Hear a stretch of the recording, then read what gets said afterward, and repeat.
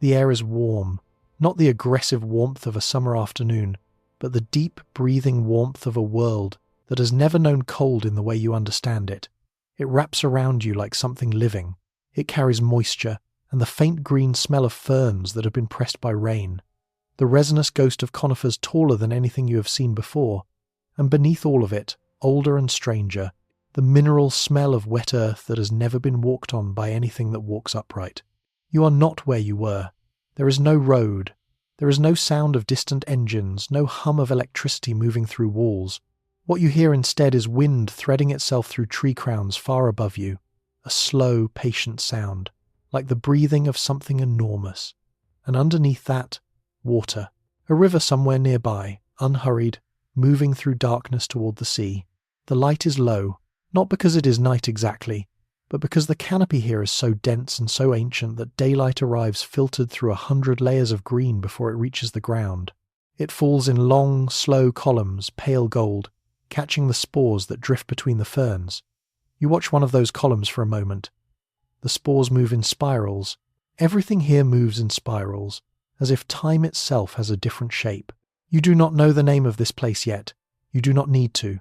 What you know is that it is old. Not old the way a forest is old, not old the way a mountain is old. Old in a different register entirely, a depth of time so vast that it makes the ordinary past seem like something that happened this morning. This is the Jurassic. And you are already inside it. 150 million years ago, give or take the width of several civilizations, the Earth looked almost nothing like it does today. The continents were drifting. The oceans were in different places.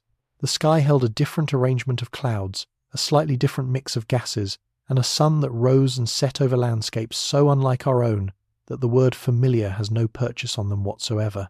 And yet something about the Jurassic pulls at us. It pulls at us the way deep time always does, with a mixture of awe and something quieter, something closer to longing, perhaps because the world was so alive then, not alive in a careful, managed way, but alive in the way that things are alive when no one is counting them. Alive the way a forest is alive when no one is watching. Tonight, you are going to rest inside that world. You are going to let it build itself around you the way a dream builds itself, slowly, in layers, each one softer than the last. The sounds will come first, then the smells, then the light, and then, if you let it, the deep geological quiet of a planet doing what it does best, which is simply continuing, moment by moment, in the direction of the next moment. There is nothing here that requires your attention. There is no problem to solve, no decision to reach, no information you must hold on to when you wake. What is offered here is simpler than that. It is the sensation of being very small inside something very large. It is the particular stillness that comes from understanding, even briefly, that time is longer than worry, that whatever keeps you awake tonight is younger than the ferns at your feet, that the world has survived more than you can imagine, and has done so without effort, without intention, without anything more than the slow, patient accumulation of one moment after another. If you enjoy listening to sleepy prehistoric dinosaur stories like this, subscribe. I post stories like this weekly. Close your eyes, if they are not already closed. Let your hands fall open. Let the weight of your body do what weight does, which is to settle, to sink a little, to find the floor beneath whatever holds you. The Jurassic is waiting. It has been waiting for a very long time. A few more breaths and you will be there. We begin at the edge of a shallow sea. The sea here is not what you would expect. It does not go crashing and roaring at a shoreline. It arrives gently, with a kind of tidal shyness, spreading thin sheets of warm water across wide flat shelves of carbonate rock, then pulling them back again, then spreading them again, in a rhythm so old it makes the tides you know seem like something invented recently. The water is warm everywhere, not just at the surface but down through it, all the way to where the light goes diffuse and green and eventually disappears. There is no cold current here. There is no thermocline sharp enough to matter. Just warmth, holding everything loosely, like a mother holding something she does not wish to wake. You are standing at the edge of what geologists will one day call the Western Interior Seaway's ancestor, though in truth it has not yet decided what it wants to be. The Jurassic Sea is spreading. The supercontinent that had dominated the world for tens of millions of years before this, that single vast landmass. Pangaea is slowly tearing itself apart, and as it tears, seawater is finding its way into the gaps. The Atlantic, as you know it, is a narrow thing right now, barely a suggestion, a young rift that smells of new seafloor, but it is widening, year by year, century by century, at the pace of a fingernail growing.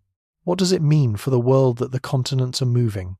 It means the climate is changing, slowly, in a direction that is kinder than what came before. The Triassic, which preceded this, was a harsher time, hot and dry across much of the interior, punctuated by the lingering trauma of the Permian extinction that had nearly undone all of complex life on Earth. The Jurassic is softer, not gentle, not safe, but softer. The breakup of the continents allows ocean currents to circulate in new ways, and those currents distribute warmth more evenly across the globe. There are no ice caps. There is no permanent snow anywhere on Earth. The poles are cold by comparison to the equator, but cold here is relative. Cold here is merely temperate. Pine forests grow in what will one day be Antarctica. Here is a fact that very few people carry with them. The Jurassic Earth had a day that was shorter than yours. The planet was spinning faster then. A Jurassic day lasted approximately 23 hours rather than 24, meaning that if you had somehow been transported here and tried to keep time, you would find that clocks run a little differently, that the sun moves across the sky just slightly faster than you are used to, and that the night, when it comes just a little sooner. This is not a dramatic difference, not the kind of difference you would feel after only a day or two, but it means that over a year, the Jurassic accumulated slightly more days than your year does, and that the tides, driven by a moon that was also slightly closer to the Earth than today, were slightly stronger and slightly more frequent. The rhythm of the Jurassic world was different from yours. Not alien, but different, in the specific way that a slightly faster heartbeat is different from your own. The sea in front of you is full in the way that oceans are full when they have never been emptied of complexity, when every available surface below the waterline is claimed, when the food chains run deep and branching and intricate in every direction. You cannot see most of what is in this water from where you stand, but you can see some of it. There are ripples out past where the waves die, something moving just below the surface, something large enough to displace water, patient enough to move without hurry. You watch it for a moment, then it is gone. The shore itself is a curious thing. There is no sand the way you think of sand. Not yet, not here. What exists instead is a shelf of pale limestone, chalky and slightly rough underfoot, worn smooth in places where the tide has been working at it for centuries. Scattered across this surface are the shells of creatures that have no modern equivalent coiled ammonites the size of your palm, their surfaces ridged in geometric spirals, some of them bleached by the sun to the colour of old bone. A few of them are still whole. Most have been opened by something, cracked along their suture lines to expose the chambers inside, each one sealed off from the next by walls of aragonite. Each one. And this is the thing about ammonites that always rewards contemplation.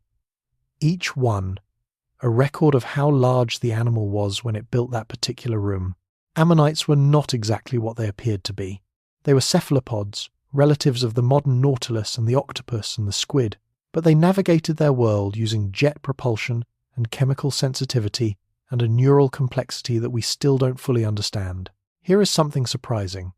Recent studies of ammonite fossils have revealed that some species may have been capable of surprisingly sophisticated behaviors, including possibly rearing their young, something almost no modern cephalopods do. The shells you see scattered on this Jurassic shore are not just beautiful objects, they are the remnants of lives that were lived with more interiority than their simple exterior suggested. Some ammonite species showed extreme sexual dimorphism. The females were up to 4 times larger than the males, producing what paleontologists call microconchs and macroconchs from the same species. This was one of the first clues that ammonite social life, whatever it was, had dimensions that the shell alone could not reveal. Behind you, the land rises in a gentle slope that eventually becomes a low ridge, and beyond the ridge, if you climbed it, you would see the forest beginning. But for now, you stay at the water's edge. The tide is going out. The water retreats with a soft, continuous sound, not the crash of surf, but the long, sustained hiss of warm water moving back across flat stone.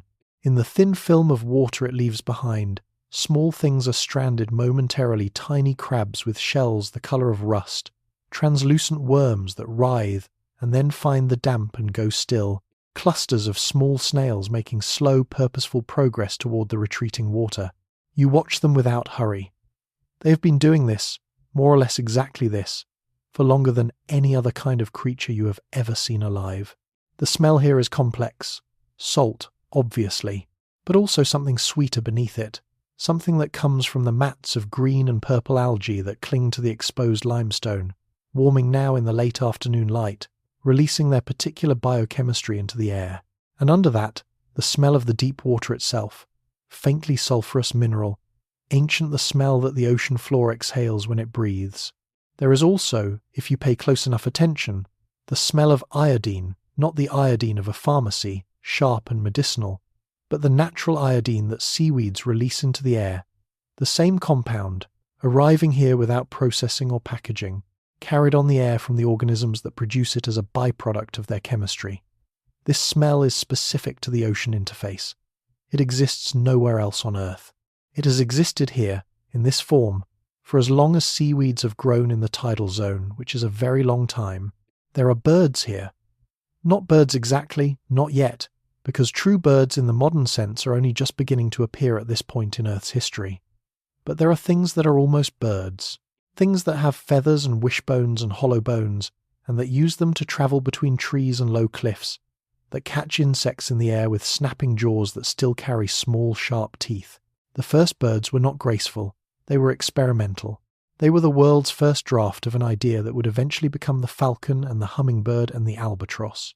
Right now, they are something stranger and somehow more wonderful for being caught in the middle of becoming. You sit down on the warm limestone shelf. The stone holds the heat of the afternoon, in a way that stone always does, and it is pleasant against your skin, pleasant, in the way that warmth is pleasant, when you have not sought it out deliberately but simply found yourself in it. The tide continues its slow departure. The ammonite shell nearest to you is perhaps 30 centimeters across, and you look at it for a long moment, tracing the spiral of its ridges with your eyes without touching it. The spiral is a mathematical object called a logarithmic spiral, and it is the same shape that galaxies take, the same shape that water makes when it drains from a basin, the same shape that a hawk takes when it stoops toward prey. The ammonite did not know any of this. It simply grew the way it grew, and the mathematics was inside the growing. You are breathing more slowly now. The sound of the water is doing something to the tempo of your thoughts, smoothing them the way the tide smooths the rock, wearing away the edges. There is still light, but it has changed the late afternoon light here, has a quality that is difficult to describe, a warmth that is also a depth, a gold that is also slightly green from the canopy inland, and it makes everything in its reach look as though it is being remembered rather than seen. The limestone beneath you is warm. The air above it is warm. The water, retreating with its patient sound, is warm. Everything here is warm, and the warmth is not aggressive, it is simply the condition of the Jurassic, the baseline state of a world without ice at its poles, a world where warmth has had so long to establish itself that it has become the absence of anything else. Somewhere offshore, something large rolls at the surface. You see the movement before you register the shape, and the shape, when it clarifies, is something that makes no sense to the part of your mind that has catalogued all the animals you know. It is long, very long. Its neck is a third of its total length, maybe more, rising from the water with a strange serpentine grace. It turns its small head, small in proportion to the neck, but not small in any absolute sense, and it looks toward the shore with eyes that are dark and unreflective and old. Then it submerges smoothly without splash, leaving only a spreading circle on the surface of the warm sea, a plesiosaur. You have been told about these animals in a detached academic way, in books and documentaries, in the language of taxonomy and geological time, Plesiosaurus, from the early Jurassic, or one of its relatives, perhaps a Cryptoclidus or a Muranosaurus from this particular moment in geological history. What none of those sources prepared you for is the quality of its absence once it is gone. The circle it left on the water closes slowly. The sea looks exactly as it did before, but something has shifted in the weight of the afternoon, and you sit with that shift for a while, not trying to name it. Here is something that researchers have discovered about plesiosaurs that takes a moment to absorb. They appear to have had 4 flippers of roughly equal size, all 4 generating thrust simultaneously, in a motion that has been compared to underwater flight. They did not row the way oars row, they flew through the water, using the same general biomechanics that seals and sea lions use today, their flippers generating lift in the same way that wings generate lift, pulling them forward and upward and downward in a continuous cycle. They were, in a sense, the birds of the Jurassic Sea. The light is lower now. The last of the sun has found the ridge behind you and is warming the tops of the tree ferns there, turning their fronds to a luminous acid green that is almost painful in its vividness. Down here in the shallows, the colour of the water has deepened from the warm turquoise of the afternoon to something more complicated, a blue-green that carries hints of indigo, that suggests depth without revealing it. The tide has gone out as far as it will go. Now, imperceptibly, it begins to return. You do not need to do anything about this. The tide knows where it is going. The sea knows what it is. Everything here is following rules so old they have long since ceased to feel like rules and have become simply the way things are, the way things have always been, the way things will be for another 100 million years and more. Your breath slows further. The limestone is warm beneath you. The smell of the sea is the oldest smell there is, and it moves through you like a very slow tide of its own. Rest here for a little while. The water is coming in, the day is softening, and farther back, beyond the shore, the forest has been waiting all this time to show you what it holds. You leave the shore behind. The path inland is not a path at all. There are no paths in this world, no trails worn by repeated human feet, no desire lines pressed into the grass by generations of the same choice made again and again. What you follow instead is the natural logic of the terrain.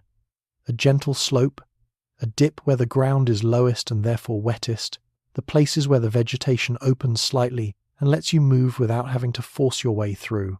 The forest accepts you the way it accepts everything, without interest, without opinion, without any particular acknowledgement of your presence. The first thing you notice, crossing from the open shore into the forest margin, is how the sound changes. The sea disappears. Not all at once it fades, layer by layer, as the trees absorb it. First the hiss of the tide goes, then the gulls and the things like gulls, then even the distant rhythmic percussion of the water against stone. What replaces these sounds is at first almost nothing. A soft green silence so complete that it has texture, that you can almost feel it against your skin. Then, as your ears adjust, the silence reveals what was inside it all along. The drip of condensation from leaf to leaf, the occasional distant call of something that might be a bird or might be a small theropod dinosaur, the two are, at this point in evolutionary history, not entirely separable, and underneath all of it, the very low, continuous sound of the forest breathing. What is this forest made of? Not what you would recognize as a forest, not initially. There are no oaks here, no maples, no elms, no chestnuts. Flowering plants have not yet evolved. This is a world before flowers, and that fact alone should transform how you see everything in it. No blooms, no petals, no fruit in the sense of a soft, sweet outer coating wrapped around a seed, no grass beneath your feet. The ground cover is made instead of ferns, dozens of varieties of fern, some of them ankle-high and delicate, others reaching your waist, and spreading their fronds in intricate overlapping canopies of green and silver green, and deep forest shadow green. They cover everything. They are the ground. The trees are mostly conifers, though conifers unlike the ones you know. Some are Araucarians, the ancestors of the monkey puzzle tree, with their distinctive spiral-arranged leaves like small green paddles rotating around the branch. These trees can grow to enormous heights, 60 meters or more in the right conditions, their trunks straight and grey and deeply furrowed, their canopies so high above you that you have to tilt your head all the way back to see them, and even then, what you see is mostly the undersides of branches, the dark green geometry of limbs that have been growing upward for centuries. Among them grow cycads, some low and palm-like, others taller, their fronds arranged in arching fans around a central crown. And between all of these, the tree ferns, which are the feature of this particular understory that most takes your breath away, ancient, alien, beautiful in a way that seems to belong to a different aesthetic system entirely, one in which elegance is achieved not by reducing complexity, but by accumulating it. Here is something that almost no one knows. Jurassic forests were quieter than modern forests in a specific way. because there were no flowering plants, there were no honeybees, no butterflies, no moths drawn to pollen and nectar. The pollinators of the Jurassic were flies and beetles and a few early wasps, and they were drawn to different cues, smell rather than colour, because the absence of flowers meant the absence of that whole visual vocabulary of colour and shape that modern insects have learned to read. The Jurassic forest smelled differently than a modern forest does. It smelled of resins and spores and the particular fermented sweetness of cycad pollen, and it did so without the counterpoint of bloom that modern noses expect. Strange and somehow more intimate for the strangeness. You move deeper in. The ground under your feet has changed from limestone to something darker and more giving, a rich, dark soil dense with the decomposed matter of countless generations of ferns, a soil that is soft and springy and warm from below. Not warm from sunlight, which barely reaches this deep, but warm from the metabolic activity of the microorganisms in it, the fungi and bacteria and other things without names that are doing the work of decomposition in the dark.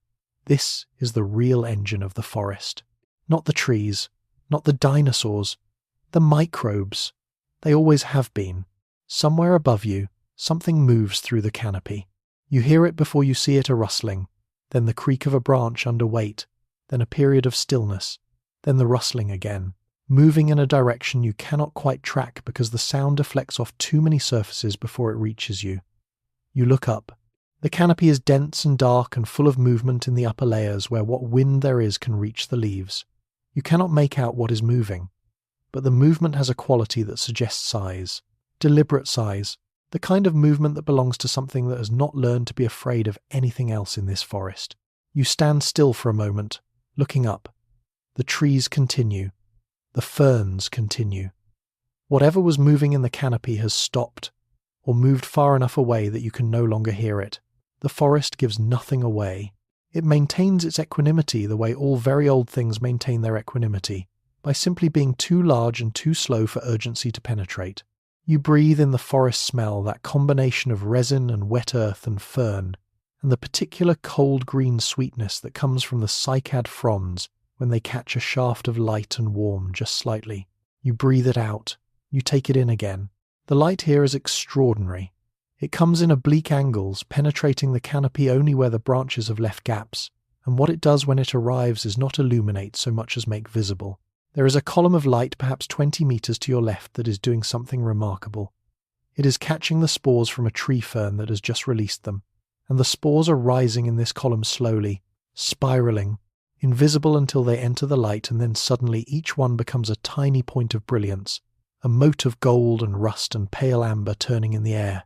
There are thousands of them. There may be millions. They drift upward, and the light holds them, and the forest is suddenly, briefly, full of what looks like slow, slow snow falling upward. A sound ahead of you, not a crash, not a sudden alarm, but a sustained, low, resonant rumbling, felt more in your chest than heard through your ears. You know what this is, or you begin to know, as the vibrations continue and are joined by the sound of something very large moving through vegetation, not violently but steadily, with the patient authority of an animal that has not encountered anything in its environment that required it to hurry. The ferns ahead of you shift. A cycad frond that was at head height tilts and then bends slowly, not breaking, bending, as something presses against it from the other side. And then, with the unhurried inevitability that characterizes everything in this world, it appears. It is a sauropod. You know the word, but the word does not prepare you. It is so large that your brain initially refuses the information and tries to reclassify it as landscape. The neck comes through the tree line first, swinging low and then rising as the animal scents the air, and the neck is longer than the length of a city bus and moves with a fluid grace that seems impossible given its mass. The head at the end of the neck is comparatively small. All sauropod heads are small, which is one of the many counterintuitive things about them, and it turns slowly toward you, without alarm. The eyes are large and dark and extraordinarily calm. They look at you the way the sea looked at you from the plesiosaur's perspective, without recognition but also without threat. You are, to this animal, simply part of what the world contains. Here is a fact that researchers discovered only in recent decades, and that still slightly rearranges the mind. Sauropods may have had air sac systems similar to those of modern birds, filling their bodies with extended lung structures that made breathing more efficient. This would mean that the enormous body of the sauropod in front of you was not, as early paleontologists assumed, a solid mass of muscle and bone and organ. It was partly a system of interconnected air pockets, making the animal significantly lighter than its exterior suggested. The largest sauropods may have weighed only 70 tons rather than the 100 and more once estimated. Only 70 tons. The scale adjustments required by this fact take a moment. The sauropod feeds. It leans its long neck down and strips a mouthful of Araucarian needles from a low branch, with teeth that are described in the literature as peg-like functional, simple, designed for gathering vegetation rather than processing it. Sauropods did not chew. They swallowed their food whole, or in very large pieces, relying on the slow fermentation of the gut to break things down. Some species swallowed stones, gastroliths, that remained in the stomach and helped grind the plant matter. The gastroliths are sometimes found preserved in the position they occupied in life, still clustered where the stomach would have been, in the center of the rib cage, polished smooth by decades of use. You watch it feed for a while. It moves with a slow deliberateness that is almost hypnotic. Strip a branch, swing the neck, strip another. The ferns around its enormous feet are flattened but not damaged. The animal's weight is distributed across feet the size of tree stumps, and each step is placed with a care that seems improbable for something this large. But sauropods evolved over millions of years to carry this weight, and they became very good at it, very efficient, very light on their metaphorical feet, in a way that their literal feet embodied. The ground shakes slightly with each step, a deep, low vibration that you feel in your sternum, in your diaphragm, in the soft tissue behind your ears. The rumbling that you heard before is, you understand now, the sound the animal makes as it breathes, not vocalizing, just breathing. The respiratory system of an animal this size, moving air through chambers this capacious, produces a sound. It is the sound of the forest's own breath, given a body. You stand in the presence of this animal for a long time. The light around you shifts as clouds move somewhere above the canopy. The sauropod feeds and moves and feeds and moves. Slowly, very slowly, it withdraws further into the forest, its great neck swinging between the trees until the trees themselves close around it and it becomes sound again, the low vibration, the rustling, and then gradually even those diminish, and the forest is left as it was, as it always is, as if nothing had passed through it at all. You release a breath you did not know you were holding. The ferns spring back where they had been pressed down. The forest settles, and somewhere very far above you, in the highest reaches of the Araucarian canopy, something with feathers shifts its weight from one foot to the other and watches the space where the sauropod was for a moment, and then tucks its head under its wing. The ginkgo trees at the edge of the forest clearing deserve a longer look before you move deeper in. Their fan-shaped leaves have a quality in the light that is different from the needles of the Araucarians and the fronds of the cycads.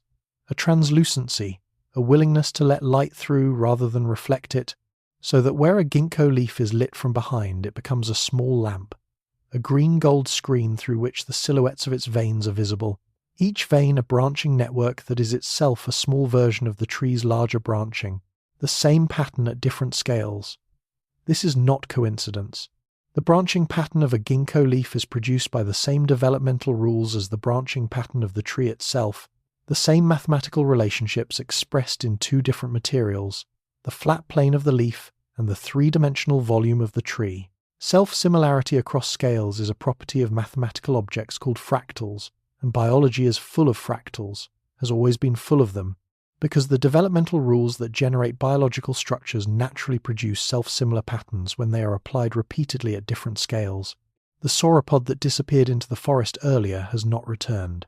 But there is evidence of its passage, if you look.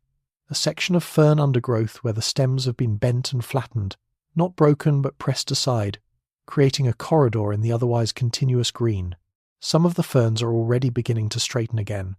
Plant tissue is resilient, and the pressure of being momentarily flattened does not break the cells the way breaking would. Within a day, most of what was pressed down will be upright again. Within a week, the corridor will have closed. Within a month, there will be no visible evidence that anything large passed through here. The forest does not hold scars. The forest recovers. This is the thing about forests that fire demonstrates so dramatically, and that every other forest disturbance demonstrates more quietly. Given time and moisture and a seed source, a forest will grow back. it always grows back. It has been growing back, in various forms and locations, for as long as land plants have existed on Earth. Here is one more unknown fact about the Jurassic forest that has only recently emerged from careful analysis of fossil plant material. The trees here were already engaged in something that has been called underground forest communication, the sharing of sugars and chemical signals through the mycorrhizal fungal networks in the soil. Studies of modern forests have shown that large, established trees support smaller, younger trees of the same species through fungal connections, transferring carbon to seedlings growing in shade that would otherwise die from insufficient photosynthesis. The mechanism was recently discovered in modern forests, but there is strong reason to believe it operated in Jurassic forests as well, because the mycorrhizal fungi that create these networks are ancient lineages that predate the Jurassic by hundreds of millions of years. The old trees of this forest may be supporting the young ones, not out of altruism. Plants do not have altruism, but because the fungal networks that connect them respond to chemical gradients in ways that happen to distribute resources from where they are abundant to where they are needed. The forest helps itself through the invisible chemistry of the soil, and it has been doing this for longer than we knew. The day does not end here the way days end in the world you came from. There is no gradual dimming followed by the tick and click of electric lights coming on, no headlights on roads, no glow of screens in windows. What happens instead is a transformation that is also a revelation. The sky above the forest canopy goes through a sequence of colours that begins at gold and proceeds through amber and rose and deep violet, and then to the particular blue that is the last colour before black, a colour that has no name, in any modern language, because modern humans have mostly stopped seeing it, having traded it away for the convenience of artificial light. But here, in the Jurassic, that blue exists fully. It pools between the trees, it settles into the ferns. It turns the cycad fronds into dark silhouettes against a sky that is still at its zenith, holding a faint luminosity, not day exactly, but not yet night, something in between. That is its own complete state, not a transition but a pause. You have found a place to sit, or perhaps it found you. A fallen tree trunk, its bark long since softened into something closer to earth than wood, its surface carpeted with moss and smaller ferns that have made themselves at home in the decomposing wood. The trunk is wide enough to sit on comfortably, and the moss gives slightly under you, and it is warm in the way that organic matter is warm when it is full of life doing its slow, invisible work. You sit, and the Jurassic evening assembles itself around you. The sounds of the forest change as the light changes. This is something you might have expected, but perhaps not quite in this form. It is not that some sounds cease and others begin, but that the whole sonic texture shifts register, the way an orchestra might move from one section of a composition to another. The things that were active in the warmth of the afternoon, the larger dinosaurs, the aerial reptiles high in the canopy, the insects that track sunlight go quiet or go elsewhere, and in their place other things begin. Insects, first. The Jurassic had insects not the same species as now, and not the same diversity, but ancient and elaborate nonetheless, including beetles and flies and early moths and dragonflies with wingspans that could startle you. As the temperature drops slightly with the departure of the sun, certain of these insects become more active, not less, and their sounds are the first voices of the Jurassic night. A high, continuous calling from somewhere in the ferns, more felt than heard. That is probably a species of cricket ancestor, or something that has arrived at the cricket solution independently. The sound is ancient. You carry a version of it inside you, pressed into your neurology from millions of years of nights that were full of exactly this. Here is something that takes most people by surprise. The Jurassic was full of darkness in a way the modern world is not. Not just at night, but in the deep forest, in the ocean depths, in the spaces beneath the fern canopy where sunlight never went. Animals that lived in these dark places evolved the tools for darkness: enlarged eyes, sensitive noses, electroreception, pressure sensitivity. Many of the small mammals of the Jurassic, yes, there were mammals, small ones, nocturnal, living in burrows, and in the deep leaf litter, had eyes proportionally enormous to their bodies, evidence of a life spent navigating a world of shadows. They looked, those first mammals, somewhat like large-eyed shrews. They were among the most successful survivors of that time, not because they were powerful, but because they understood the dark. The dark here is not frightening. It is important to sit with that for a moment, because we have learned to associate darkness with danger, with the absence of safety, with the need for illumination.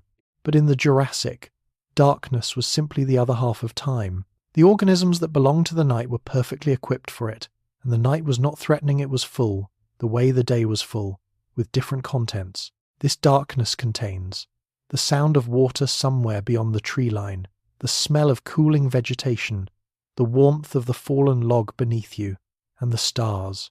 The stars. You had almost forgotten about the stars. Above you, through the gap in the canopy where the fallen tree has left an opening, the sky has opened into something that will take your breath away if you let it. The Milky Way is present in a way it almost never is in the world you came from, not a faint suggestion at the edge of vision, but a structure, a river of light so dense and so detailed that it has texture, that you can see depth in it, that the different concentrations of stars at different distances create a three-dimensional effect that makes the sky seem not like a ceiling, but like a space you could travel through. The stars of the Jurassic are the same stars as yours, more or less in 150 million years. The constellations shift somewhat, but remain recognizable in their general geometries. What is different is simply that nothing competes with them. No glow on the horizon from a distant city, no aircraft lights threading across the dark, just the stars, the full sky, the Milky Way from one horizon to the other. Here is a fact almost no one has considered. The Jurassic night sky would have been visible to any creature with eyes that looked up. And some did look up. There is fossil evidence of nocturnal dinosaurs, animals with enlarged sclerotic rings in their eyes, the bony structure that supported the eye's focusing apparatus, which correlates in modern animals with nocturnal or crepuscular activity. Some dinosaurs hunted at night. They navigated by the stars without knowing they were navigating by the stars, the way birds still do, the way sea turtles do, following magnetic fields and celestial cues that are written into their biology rather than their understanding. The night was not empty of perception. The night was full of it. You look up at the stars for a while. There is no demand on your attention here. The stars make no request of you. They have been doing what they do for much longer than you can encompass, and they will continue long after this particular arrangement of matter and experience that constitutes you has gone back to being something else. This thought does not arrive as something melancholy. It arrives as a kind of relief, the relief of being very small inside something very large, of having your problems and your anxieties placed, briefly, in a context that makes them scale appropriate. Whatever you are worrying about, it is smaller than the Milky Way. Whatever is troubling you, it is younger than this fallen log you are sitting on. Something moves in the ferns nearby. You do not startle. The sound is small, the rustling of something with tiny feet picking its way through the undergrowth. Pausing, moving, pausing again. You cannot see it in the dark, but you know, from its scale and its movement pattern, that it is one of the small mammals, a Docodon or a Morganucodon, or one of their relatives, nocturnal mammals of the Jurassic, insectivores with dense, complex teeth that were, even then, more sophisticated than those of any reptile alive at the time. These animals are, in a sense, your distant ancestors, not in a straight line, not immediately, but the lineage that leads from creatures like these to you passes through the whole of mammalian history, through the extinction that cleared the world of large dinosaurs, through the radiation of the early mammals into every available niche, through the primates and their long elaboration, through everything. If you could trace the thread backward from you to these small, warm-bodied creatures picking their way through the Jurassic ferns, it would lead here. To this. To tonight. The small mammal pauses somewhere very close, close enough that you can hear its breathing, quick and shallow, the respiration of a small body burning hot to stay warm. Then it moves on. The ferns settle. The insects continue their continuous calling. The stars wheel above you with their slow, geological patience. You notice that your own breath has synchronized with something not with the mammal's quick breath, not with anything you could name, but with the general rhythm of the forest, which has a rhythm, however subtle, however large and slow, and difficult to identify. Forests breathe, not metaphorically but in a chemical sense. During the day, the trees take in carbon dioxide and release oxygen. During the night, the process runs in a different direction, and the forest chemistry shifts, and the air above a forest at night is measurably different from the air above a forest at midday. You are breathing that night air now. You are part of the forest's nighttime chemistry. How cold is a Jurassic night? Less cold than you might expect. The greenhouse warmth that characterized the entire Mesozoic era, driven by higher atmospheric carbon dioxide levels than exist today, kept even the nights of the mid-latitudes relatively warm. There were no glaciers anywhere. The poles were cold by comparison to the equator, but cold here is relative. Cold here is merely temperate. Here, in what will one day be North America or Europe or China, the geography is still being assembled. A Jurassic night probably held temperatures between 15 and 25 degrees Celsius, warm enough to sit outside comfortably, warm enough that the change in temperature between day and night was felt primarily as a softening rather than a shock. You feel that softening now. The air on your face is cooler than it was. Not cold, not even particularly uncomfortable, just different, the particular freshness that comes when the day's heat releases, when the plants begin to exhale rather than inhale, when the whole chemistry of the forest shifts from one mode to another. You lean back slightly against the moss of the fallen log. It gives under you. The stars continue. Somewhere in the middle distance, something large shifts its weight, a slow sound, a deep sound, and then is still. The sound of something that weighs several tons adjusting its position is not dramatic. It is more like the sound of the earth adjusting its position, a slow, subsonic event that you feel more than hear, a vibration that passes through the ground and through the log and into your body and out again without requiring anything from you. There is no urgency here. There is no schedule. The night will last as long as it lasts, and then the day will come again, as it has always come, as it will always come for another 150 million years at least. You do not need to rush towards sleep. Sleep will come the same way. The tide comes not because you have summoned it, but because you have stopped resisting it. The night is patient. The stars are patient. The Jurassic is patient, and it has been patient for so long that patience has become indistinguishable from peace. Let the sound of the insects be the sound that fills the space behind your thoughts. Let the stars be the last thing your eyes hold before they close. Let the smell of the forest wet earth, fern, resin, the particular mineral sweetness of ancient night air be the smell you carry into the next part of your sleep. You are here. You are in the Jurassic, and the night has only just begun. If you are still with us, drifting through this ancient world, let yourself go a little further. Subscribe so the next story is waiting when you return. Sleep well, and we will be here when you come back. The river finds you before you find it, or rather, the sound of the river finds you, that particular sound that is not quite the sound of wind and not quite the sound of rain, but has qualities of both, a sustained liquid movement that reaches through the trees before the river itself comes into view. You follow it. The forest thins slightly as you move in the direction of the sound, or perhaps the light changes slightly, gaining a reflective quality from the water ahead, and the ferns here are denser for the moisture, and the cycads stand taller and more elaborately crowned. Moss covers everything within a metre of the ground. The roots of the trees, the lower trunks, the larger stones, and even some of the ferns, their fronds growing out of beds of moss, as though the two plants have negotiated a permanent arrangement. The river, when it appears, is wide. Not wild wide, not the Mississippi wide of a river that has accumulated centuries of tributaries, but wide in the particular way of a river that has not had to work very hard to get where it is. A river in a landscape where the gradient is gentle, where the bedrock does not insist on particular channels, where the water spreads as it goes rather than cutting deeper. It is perhaps 30 metres from bank to bank at this point, though the channel wanders and the banks are not walls but gradients, shelving gradually from forest floor to water's edge through a zone of particularly brilliant green where the soil is always damp. The colour of the water is complicated. At the surface it reflects the sky, a pale silver blue where the light hits directly, a deeper green-grey in the shade of the bank. But below the surface, where the water is clear enough in the shallows to see through, the bottom is a variety of colours depending on what covers it. Pale limestone in the deeper channels, dark gravel, where the current has scoured the shallower sections, and in the quieter eddies near the banks, a deep accumulation of organic silt that has its own complex coloration, brown and olive, and the dark red of ancient mud. Here is something that would have surprised the early geologists who first studied the Jurassic. The rivers of this period were the great distributors of the dinosaur fossil record.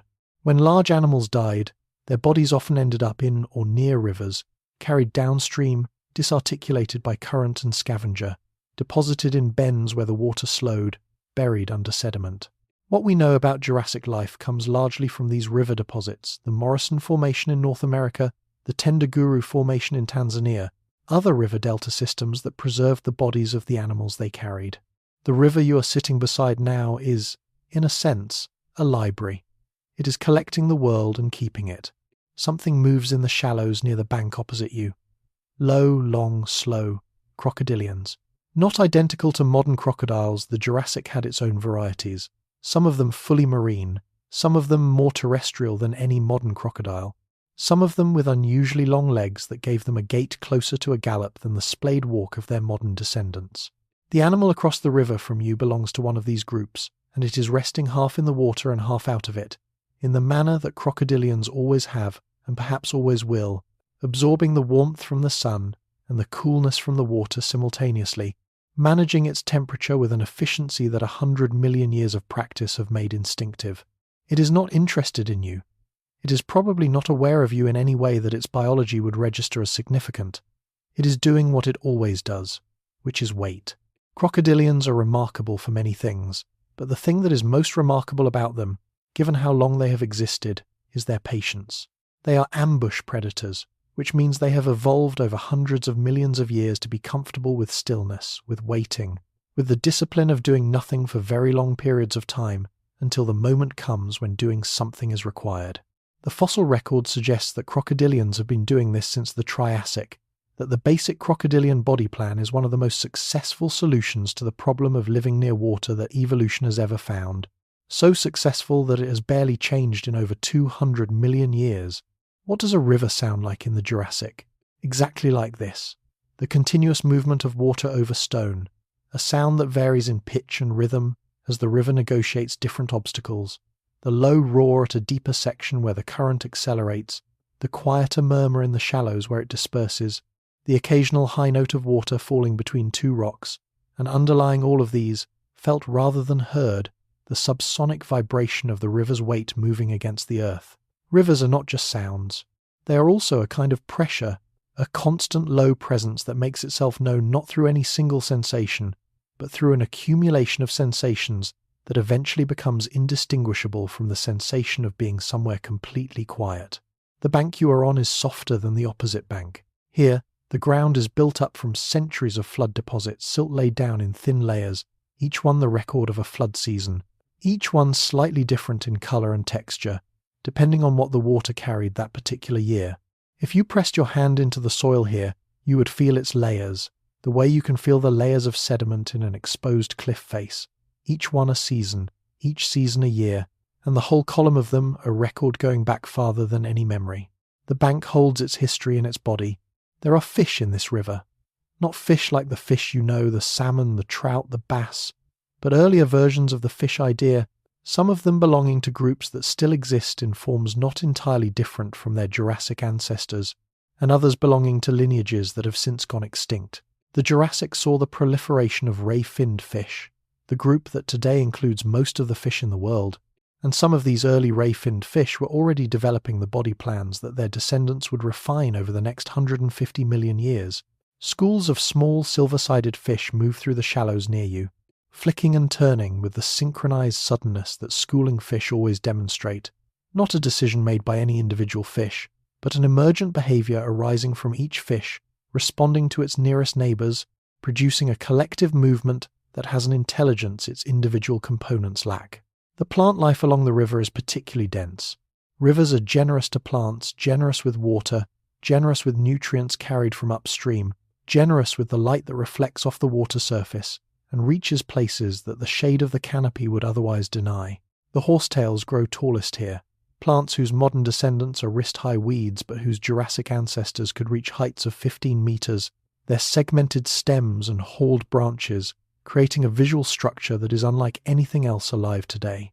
They grow in dense stands along the water's edge, their reflections doubling their height in the still water near the bank, and the effect is of a double forest, one above the waterline, one below. Here is a fact that most people do not know about horsetails. Their modern descendants produce spores that are coated with a substance called Elatere's hygroscopic strips that contract and expand in response to humidity, helping the spores disperse in favourable conditions. This mechanism is millions of years old, present in some form in the Jurassic ancestors of modern horsetails. The plants were already, even then, sophisticated in ways that their simple appearance suggested they were not. The Jurassic was full of this kind of hidden sophistication organisms that looked ancient and simple but contained within their biology solutions to problems that took evolution tens of millions of years to arrive at. The sun has moved. You can tell by the angle of the shadows on the far bank, by the way the light on the water has changed from the diffuse soft light of morning to the more direct quality of midday, though here, filtered as it is by the canopy, midday light is still gentle, still without the harshness that open country noon possesses. The crocodilian across the river has not moved. It does not need to. Everything it needs is within reach when the time comes to need it, and until that time, stillness serves it better than movement. You have been by this river for what feels like a very long time, though you have not counted the minutes and there is no reason to. Time at a river operates differently than time anywhere else. It is marked by the river's own measures, by the movement of water and the shift of light, and the slow passage of the crocodilian's breathing rather than by any human measure. You feel this difference in your body, a loosening in the muscles of your shoulders, a softening in the set of your jaw, a depth in your breathing that you did not arrange, but simply arrived at through the accumulation of quiet. The river carries things, always. Even when it looks quiet, it is carrying things. Particles of sediment, organic matter from the forest floor, the chemicals of the Jurassic atmosphere dissolved into its surface, the spores of ferns from upslope, the eggs of insects, the seeds of plants that have not yet learned to use animals for dispersal.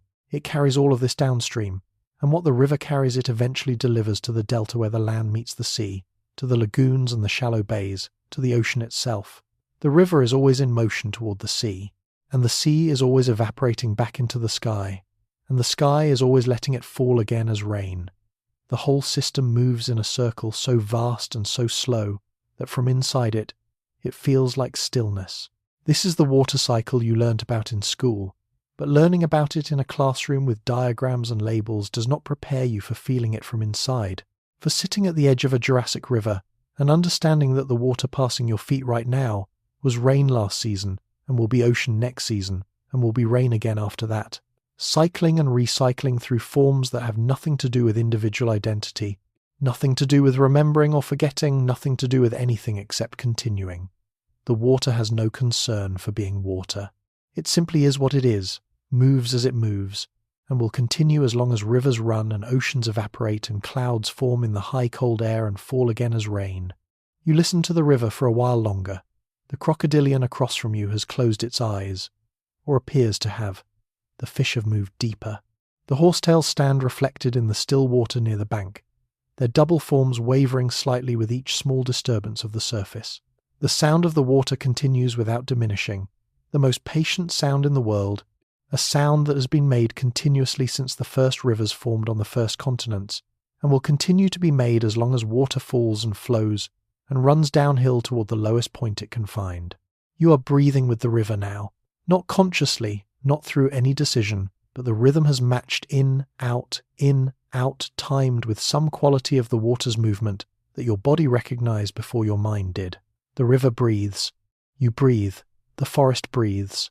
Everything here breathes together, in the slow collective respiration of the Jurassic, and it is possible, sitting here with your eyes growing heavy and the sound of the water filling the space behind your thoughts, that the breathing is all there is and all there needs to be. The chemistry of the river water is worth considering for a moment. Water does not remain pure as it travels from its sources to the sea. It is a solvent, and as it moves across the landscape and through the soil, it picks up whatever it encounters and carries it along. The river water in front of you contains dissolved calcium and magnesium from the limestone bedrock it passes over, dissolved organic acids from the plant matter it has filtered through, dissolved gases from the atmosphere above it, and the chemical signatures of every geological formation it has crossed on its journey from the highlands to the coast. This water is chemically complex, and that complexity is not incidental. It is the medium in which aquatic life exists, the substrate of the aquatic ecosystem, the soup in which everything that lives in or on this river conducts its chemistry. Change the chemistry of the water and you change the river. The Jurassic rivers were different from modern rivers, partly because of the rock they ran over, partly because of the vegetation they passed through, partly because of the atmospheric chemistry that dissolved into them from above. They were the same idea, water running downhill toward the sea, but specific in their chemistry, in ways that made them habitats for specific assemblages of organisms, each one adapted to the particular chemistry of its particular river. A crocodilian enters the water from the far bank, not the one you were watching earlier that one is still in its spot, still in its half-in half-out posture, still absorbing the warmth from both elements simultaneously. This one enters with a purposefulness that is slightly different from resting. It slides into the water without the slow settling of an animal going for a soak, but with the fluid directional movement of an animal that has decided to go somewhere. It swims upstream, barely disturbing the surface, its tail moving in lateral sweeps that generate propulsion without drama, its legs folded against its body in the aquatic streamlining position. It disappears around the river bend. The water closes behind it as if it was never there. The sound of the river changes as the afternoon progresses. Not dramatically, not in any way that would be obvious if you were not paying attention, but perceptibly. The volume of the flow has increased slightly, as the afternoon warmth has accelerated the snow melt. There is no snow nearby. But in the highlands from which this river's tributaries descend, the daily heating of the afternoon melts what little ice there is in the shaded gullies, and that meltwater adds itself to the flow, and the flow reaches here hours later, slightly higher and slightly faster than the morning flow. Rivers have daily rhythms, in the Jurassic as in any other time, and those rhythms are the accumulated effect of the sun's daily journey across the sky, the daily heating and cooling of the landscape, the daily cycle of evaporation and condensation that moves water between surface and atmosphere. You watch a beetle cross a piece of driftwood near the bank. The beetle is large by modern standards, perhaps 3 centimeters long, with a hard, dark elytra that catches the light when it moves into the sun. It moves with the deliberate, slightly jerky gait of beetles everywhere, stopping to investigate surfaces with its antennae, climbing over obstacles that would stop a smaller animal, but that present no real challenge to something with 6 strong legs and a body designed for navigating complex terrain. It reaches the edge of the driftwood and pauses, antennae moving, assessing the water. Then it turns and goes back the way it came. The decision, if it was a decision, if the processing of chemical and mechanical information that guided the turn constitutes a decision, was made in a moment and executed immediately, and its consequences will extend however long the beetle lives, which may be days or weeks or months depending on the species. Small decisions, made continuously by everything alive, producing in their aggregate the history of life on Earth. You follow the river downstream, not at the water's edge, but through the forest that parallels it, close enough to hear the water and to feel the particular dampness that river air carries even through tree cover. The ground slopes gently here, following the river's gradient, and the walking is easier than you might expect given the density of the fern undergrowth, which in places reaches your waist, but which parts readily and closes behind you with a soft resilience that feels almost welcoming. The forest here is a mixture of araucarians and ginkgos, and the ginkgos are worth pausing for. The ginkgo is one of the oldest tree lineages on Earth, a group so ancient and so unchanged that the modern ginkgo you might find growing on a city street is functionally identical in most respects to the ginkgos growing in this Jurassic forest. A living fossil, if you want to use that term, though paleontologists resist it, because it suggests that evolution stopped, when what happened is that the ginkgo already had a body plan, so successful that modification offered no advantage. The ginkgo leaves fan-shaped, delicately notched, pale green shading to yellow at their margins, catch whatever light filters through the canopy, and hold it in a way that is different from the way the conifers hold it. Where the conifers absorb and darken, the ginkgo leaves transmit and glow, and the effect in the right light is of walking through a space lit partly from below, as if the ground itself were producing a soft, sourceless illumination. Here is something surprising about ginkgos that most people carrying them as city trees do not know. They are ginkgophytes, a division of plants that includes only themselves, the last surviving member of a group that was once diverse and widespread. In the Jurassic, there were dozens of species of ginkgo-like trees, distributed across the supercontinent as it was then constituted, growing from what is now China to what is now Greenland. The ginkgo you know today is the last one. Everything else in its entire division is gone. This single species survived the extinction of the non-avian dinosaurs, the splitting of the continents, the appearance of flowering plants that outcompeted most of its relatives, ice ages, and millennia of human civilization. It is extraordinarily tenacious. It is still here. The floodplain opens ahead of you.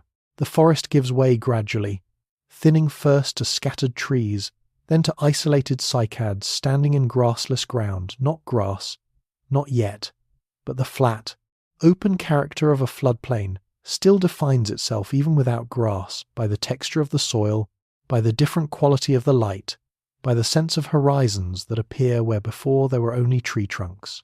You step out of the tree cover and the sky opens above you, enormous and blue, and the sun on your skin is direct and warm and immediate rather than filtered and diffuse. The floodplain is not empty. It is almost never empty in the Jurassic.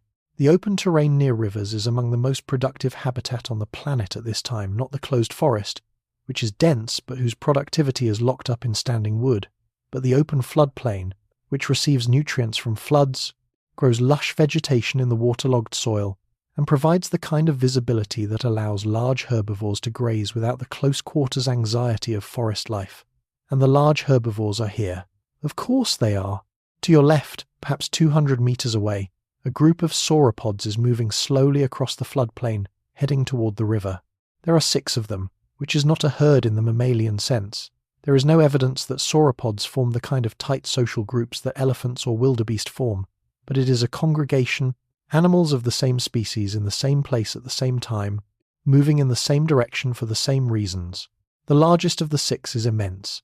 Its neck, extended horizontally as it walks, reaches forward with each stride in a counter-movement to its tail, which swings behind it with a slow pendulum motion that you can almost feel in your bones from 200 meters away.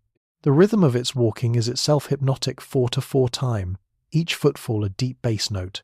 What you are looking at is likely a brachiosaurus, or something very closely related, a sauropod with forelimbs longer than its hind limbs, giving it a distinctive uphill lean to its profile, and allowing it to reach higher into the tree canopy than most of its relatives.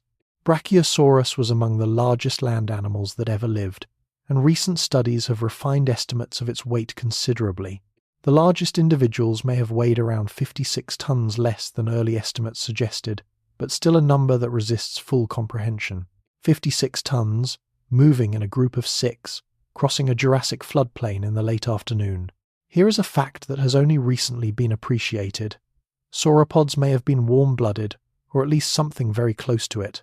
For a long time, they were assumed to be ectotherms like modern reptiles, animals whose body temperature is regulated externally by the environment. But new analyses of the chemical composition of sauropod bone, particularly the oxygen isotope ratios locked in the calcium phosphate of the bone itself, suggest that sauropod body temperatures were high and relatively stable, more consistent with endothermy than ectothermy. An animal the size of a brachiosaurus generates enormous amounts of heat simply through the metabolic activity of its muscles, and it is possible that gigantothermy, the maintenance of high, stable body temperature through sheer mass, was a strategy that evolved in parallel with or instead of the active metabolic heat production of true endothermy. The sauropods may have been warm not because they burned fuel to be warm, but because they were simply too big to be cold. The group reaches the river. They drink in the way that only an animal with a very long neck can drink. Some individuals simply extend their necks down to the water surface without bending anything, while others that have shorter necks in proportion to their legs must splay their forelimbs outward, lowering their shoulder height in order to bring their mouth close enough to the water. The sound of them drinking is audible even from here, a drawing in sound, a vast intake that is not desperate or hurried, but simply efficient, the consumption of a body that requires enormous amounts of water and has developed the means to acquire it. On the far side of the floodplain, partially obscured by a stand of horsetails, you can make out another group of dinosaurs, these ones bipedal and smaller, at least relative to the sauropods, which sets the scale at a manageable level of intimidating. These are ornithopods, bipedal herbivores that were increasing in diversity and abundance through the Jurassic, the ancestors of the hadrosaurs that would dominate the later Cretaceous. They are grazing, if grazing is the right word, for what herbivorous dinosaurs did, which was to strip low vegetation with beaked mouths rather than to crop it with teeth in the way that mammals graze. They move in a loose group, some of them upright, some of them leaning down to feed, all of them keeping a certain spatial relationship to each other that suggests awareness without what you could call communication. What did the Jurassic smell like? Standing on a floodplain like this? The smell is one of the details that no fossil can preserve, and we can only reason toward it from the chemistry we know. The atmosphere had slightly more carbon dioxide than today, and slightly different ratios of other gases, but not different enough to smell. What you would smell would be organic and complex. The warm green smell of living vegetation in enormous quantities, the particular sweetness of certain conifers, the mineral smell of the river and the wet floodplain soil, the dry dust smell of the more arid sections between river systems, and underlying everything, the sulphurous ghost of the volcanic activity that was constant in the Jurassic world, a world still geologically very active, its tectonic plates still adjusting to the breakup of the supercontinent, its ocean floors still young and hot and venting at their spreading centres. The afternoon is stretching. The sauropods at the river have begun to move away from it again, heading back in the direction of the forest edge, where the taller vegetation offered shade. They move slowly. Everything large moves slowly here, and the slowness is not limitation but wisdom, the wisdom of a body that must carry its own weight across a lifetime and cannot afford to waste energy on urgency. The heat of midday has passed its peak, and the light is angling now toward the long, golden quality of late afternoon, the quality that makes shadows long and deep and the textures of the landscape suddenly visible in high relief. You find a spot on the floodplain soil soft, warm, darker than the sand of a beach, but with a similar quality of giving slightly under your weight, of moulding itself to your shape. You sit down. The view from here is across the open ground to the river, then across the river to the forest on the far bank, then up to the sky above, which is full of clouds that are building slowly from the east, white and grey and towering, the afternoon cumulus of a world with more warmth and moisture than your own, clouds that are making themselves into castles and temples, and the shapes of things that clouds have always made themselves into. The pterosaurs are flying again. You can see them from here high above the river, circling in the thermal that rises from the warm floodplain surface, effortlessly patient on their wing membranes, riding the column of rising air without flapping, maintaining their circles with minute adjustments of their wing and tail surfaces.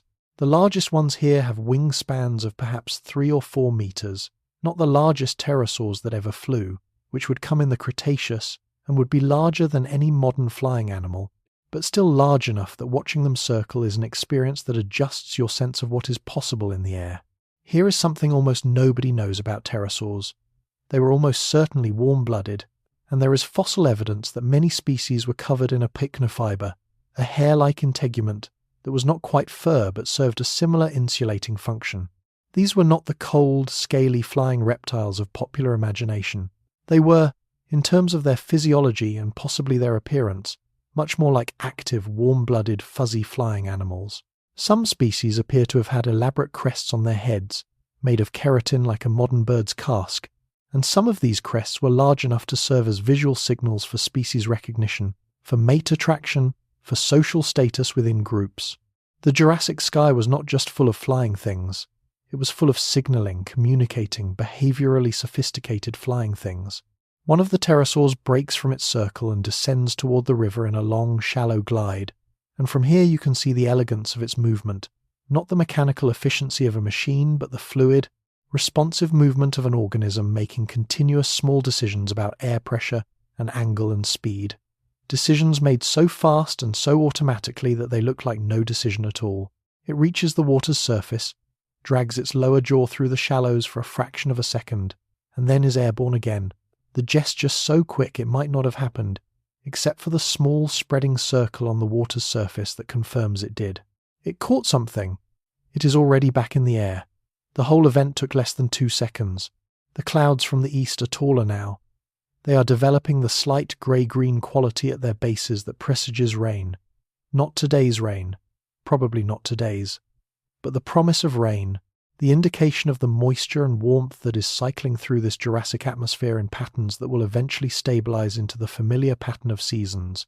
Though the seasons here are not the seasons you know, there are no cold winters in the Jurassic lowlands.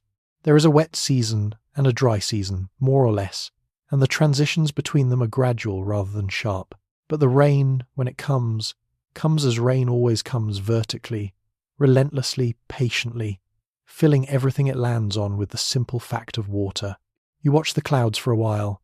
The pterosaurs have gone somewhere else, perhaps sensing the building weather. The sauropods are specks now at the forest edge, their long necks visible above the tree line even at this distance. The ornithopods across the floodplain have disappeared into the horsetails. The river moves, the sky moves. You do not move. This is enough. This is everything.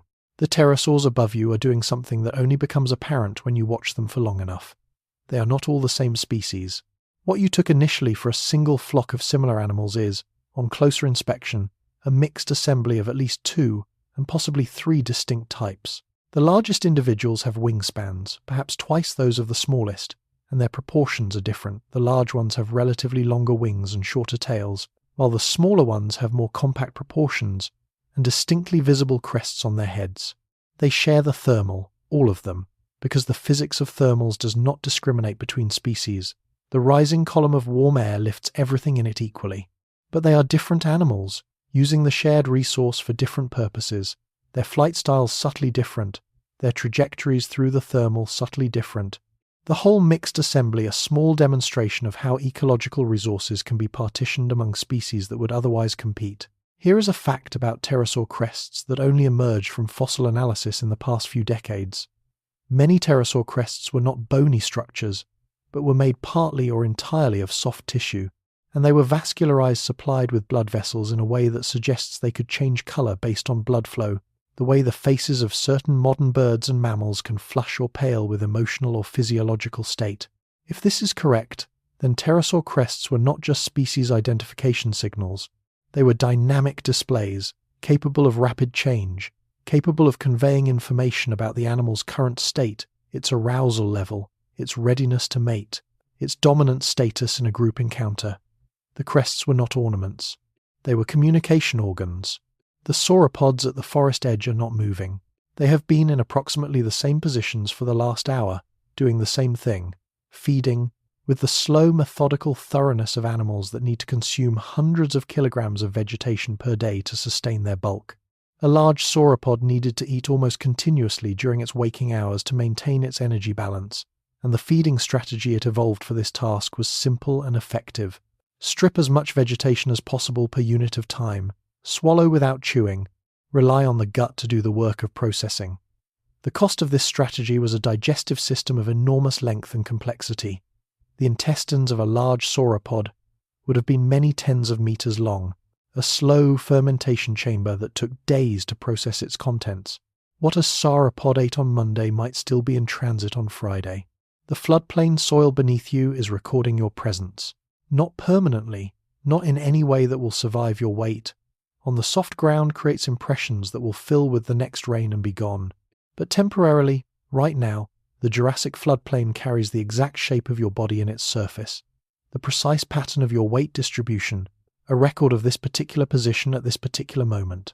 Animals have been leaving such records in floodplain sediments since animals first walked on land, and occasionally, very occasionally, those records survive. The dinosaur trackways found in various Jurassic deposits around the world are exactly this.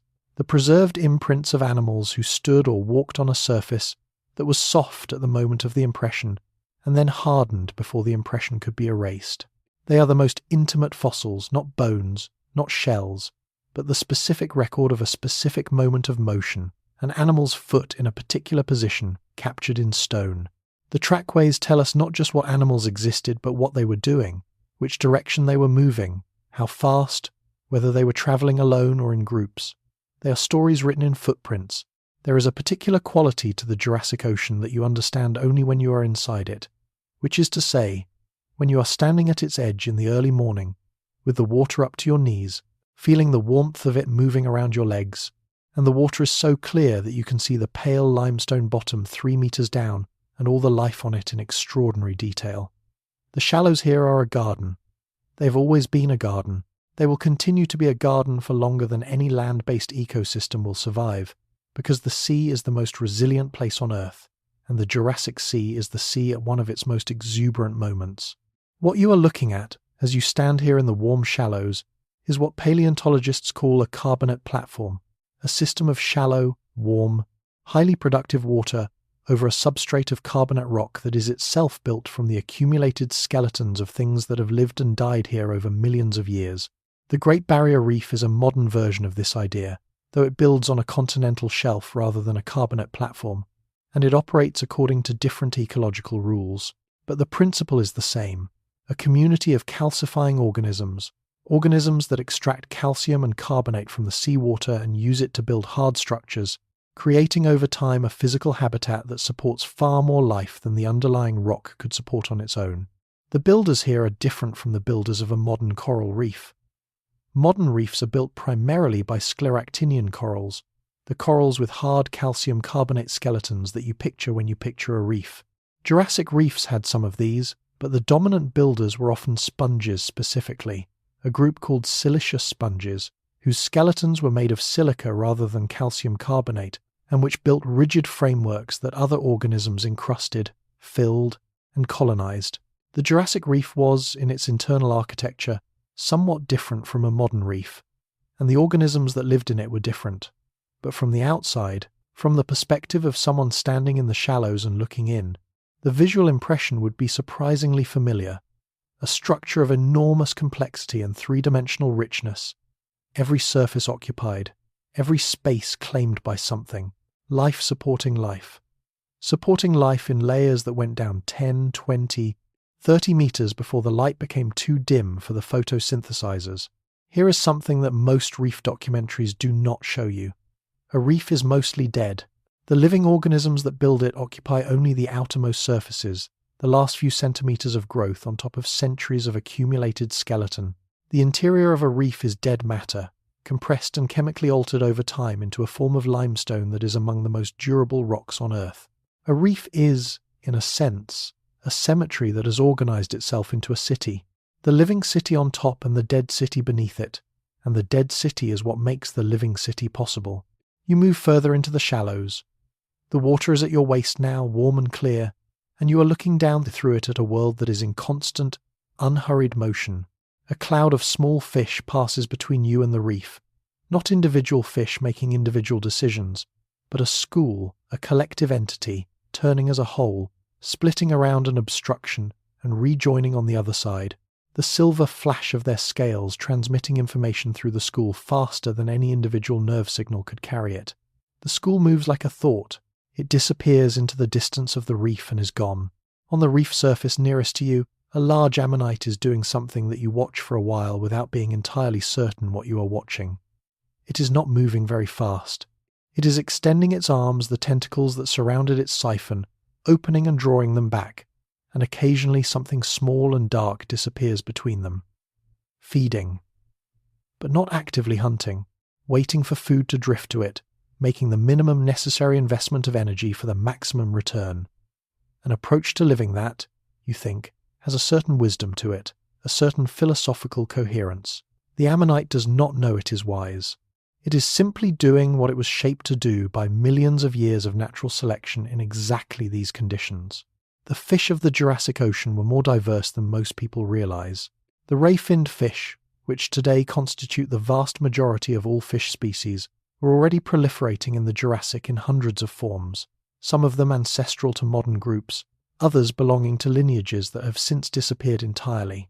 There were early relatives of the ray, their flat bodies lying on the sandy bottom in the deeper sections, invisible until they moved.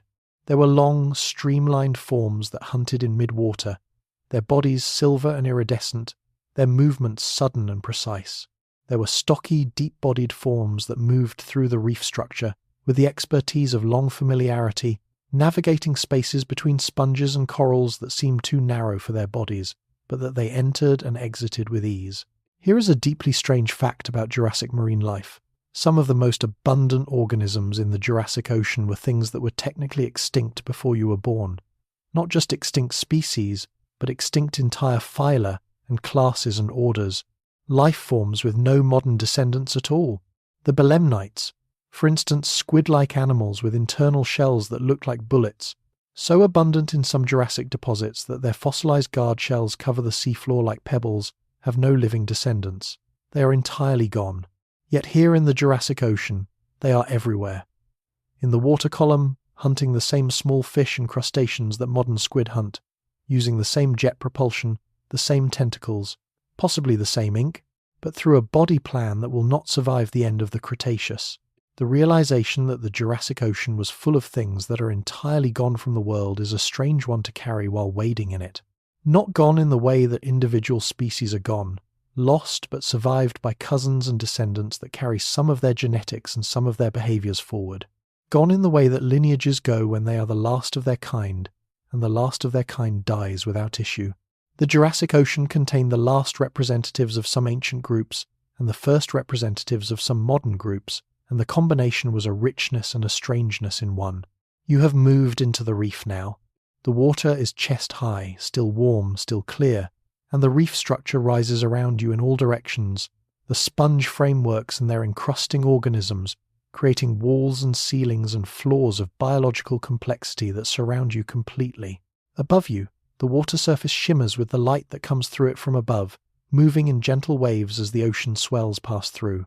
Below you, the reef floor is a palette of form and colour, the pale tubes of calcareous worms, the red-orange of certain encrusting organisms, the grey-white of the sponge framework itself, and among all of these, in constant movement, the fish. There is a large fish watching you from a crevice in the reef wall. It is perhaps a metre long, wide-bodied, with scales that catch the light in the way that fish scales catch light, not reflective exactly, but responsive, shifting in colour as the angle of the light changes. It has been watching you since you entered its territory, not with alarm, just with attention. You are a new thing in its environment, and new things are worth attending to briefly. After a moment, it concludes that you are not a threat and not food, and it turns slowly and disappears into the reef, its tail fin the last thing visible before it goes entirely into the shadow. This is what the reef does to you if you stay in it long enough. It makes you feel like part of it, not through any mystical process, not through anything more than the simple logic of sustained attention. When you pay enough attention to a complex system for long enough, you begin to feel the system's patterns as your own patterns, its rhythms as your rhythms. The reef breathes, and you breathe. The reef moves, and you move.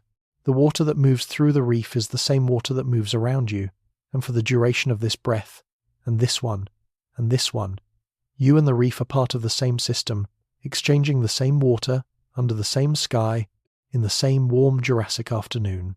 Something very large is moving in the deeper water beyond the reef edge. You can see it from here as a shadow, not a precise shape, not a form that resolves into anything specific, just a darkness in the deeper blue beyond the reef margin, moving with the smooth, unhurried regularity of something that has nothing to worry about, and nowhere particular to be. It is too far away, and too deep to identify with certainty. It could be a large plesiosaur, or an ichthyosaur, or one of the large fish that hunted in the open water beyond the protection of the reef. It moves along the reef edge, pausing once in a way that makes you think it is investigating something, then continues. It does not come closer. The reef wall is between you and it, and the reef wall is solid. You wade back toward shallower water. The sun is past its highest point now, and is beginning the long descent that will eventually become evening, and the quality of the light in the water has shifted. The white noon light has gone slightly golden at its edges, and the shadows on the reef are deeper, and everything in the water looks a little more like it belongs to the late afternoon rather than the morning. The fish have moved, or some of them have, settling into the reef crevices where they will spend the night in a kind of stillness that is not quite sleep, but shares sleep's quality of reduced engagement with the world. The ammonite that was feeding near you earlier has moved on. The school of small fish has not returned. The large fish that was watching you from the crevice is presumably somewhere deeper in the reef, doing whatever fish do in the midday quiet. You stand in knee-deep water, warm and clear, and look back at the reef you have just been inside, and what you see from here is its surface. The contour of the sponge growth, the pale grey texture of the framework, the darker shadows of the crevices, and above it all the water, moving with its perpetual gentle motion, catching the afternoon sun and breaking it into the particular shimmer that exists only at the water-air boundary, a shimmer that has been there since the first oceans formed on the young earth, and will be there until the last of them evaporate in the heat of the dying sun, billions of years from now. You breathe the salt air. The reef is behind you. The land is ahead of you. And the afternoon, golden and warm, is doing what the afternoon always does in the Jurassic, turning slowly, patiently, without hurry, toward the long, soft evening that will become the long, soft night. The coral-like organisms in this reef have a secret life that their stone exteriors do not reveal. Inside the tissues of many calcifying reef organisms, live photosynthetic microorganisms in the Jurassic, various algae and cyanobacteria that have entered into partnerships with their hosts, exchanging sugars for shelter and mineral access. This symbiosis is not a Jurassic invention.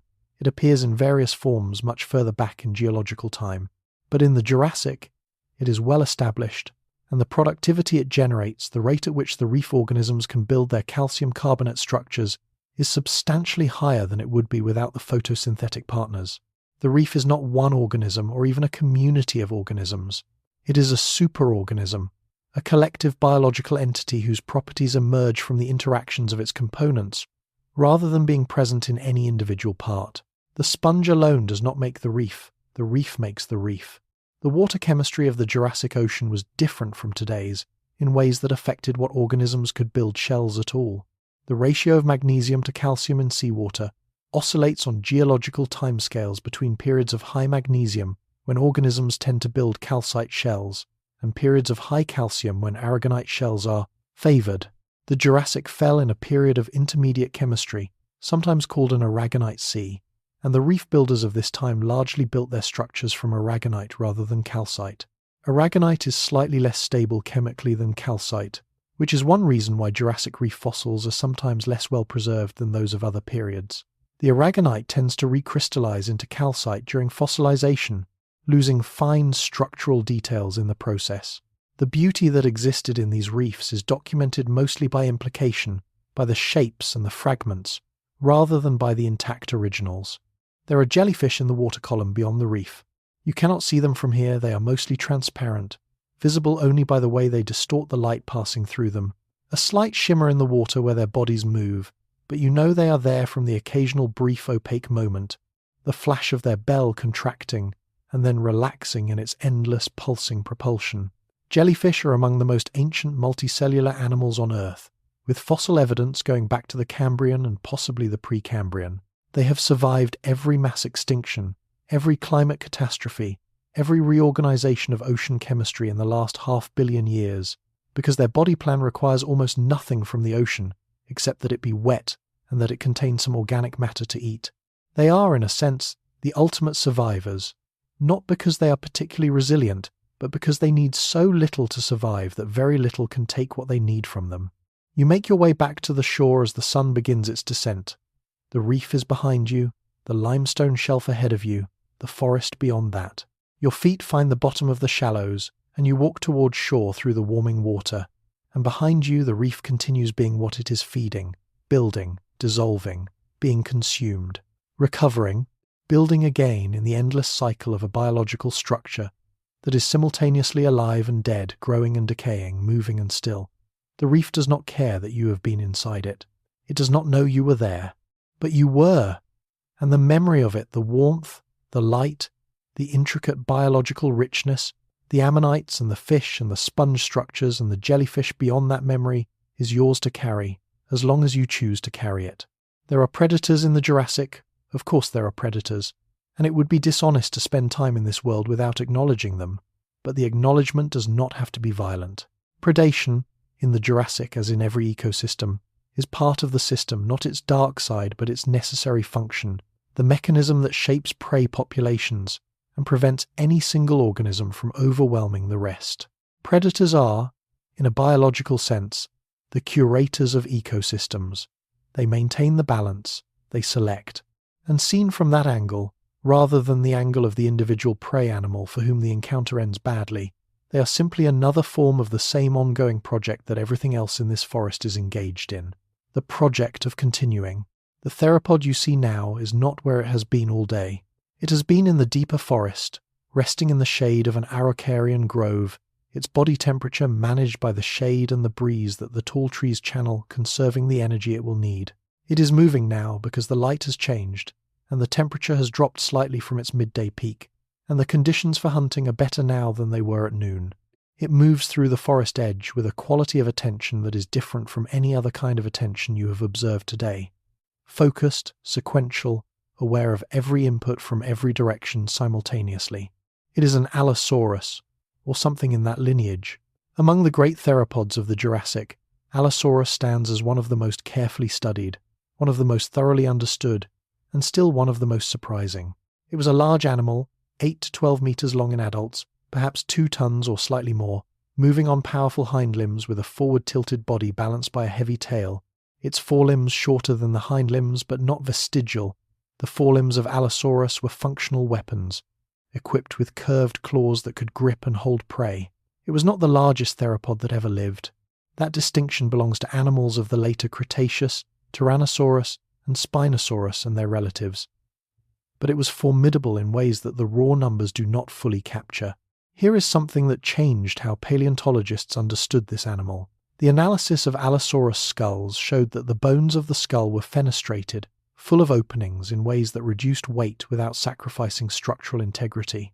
The skull was, in engineering terms, a sophisticated lightweight structure, not the solid biting machine of popular imagination. And this had implications for how the animal hunted.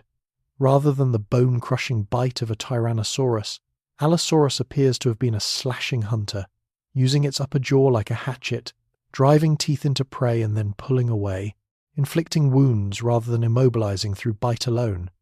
A different strategy, adapted to different prey. The Allosaurus stops at the forest edge.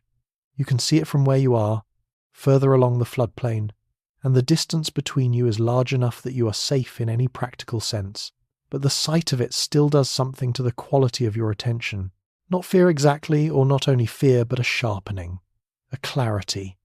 The kind of awareness that very old parts of your brain produce when they recognize something significant in the environment. The Allosaurus is not looking at you. It is looking at the group of ornithopods that were grazing on the far side of the floodplain earlier, and some of them are still there, moving slowly through the horsetail stands, unaware. What happens next is not fast. This is one of the things that surprises people about predation in large animals. It is rarely the explosive sprint of a cheetah. Large predators and large prey are both moving considerable mass, and the physics of mass in motion means that top speeds are lower and acceleration is slower than for smaller animals. What you observe instead is a kind of patient engineering. The Allosaurus moving along the forest edge, using the tree cover to break up its silhouette, moving when the wind is moving to cover sound, waiting when the prey animals lift their heads, continuing when they lower them again. It is hunting the way a stalking animal hunts, with time as a tool, with patience as a technique. The ornithopods are aware, on some level, that something has changed in the quality of the afternoon. They are moving more closely together now, a tightening of the group's spatial arrangement that is a prey animal's unconscious response to perceived risk. They are feeding less and looking up more. One of them turns and faces directly toward the forest edge, holding very still, its head raised, its senses directed at the space from which the danger might come. It does not find the Allosaurus.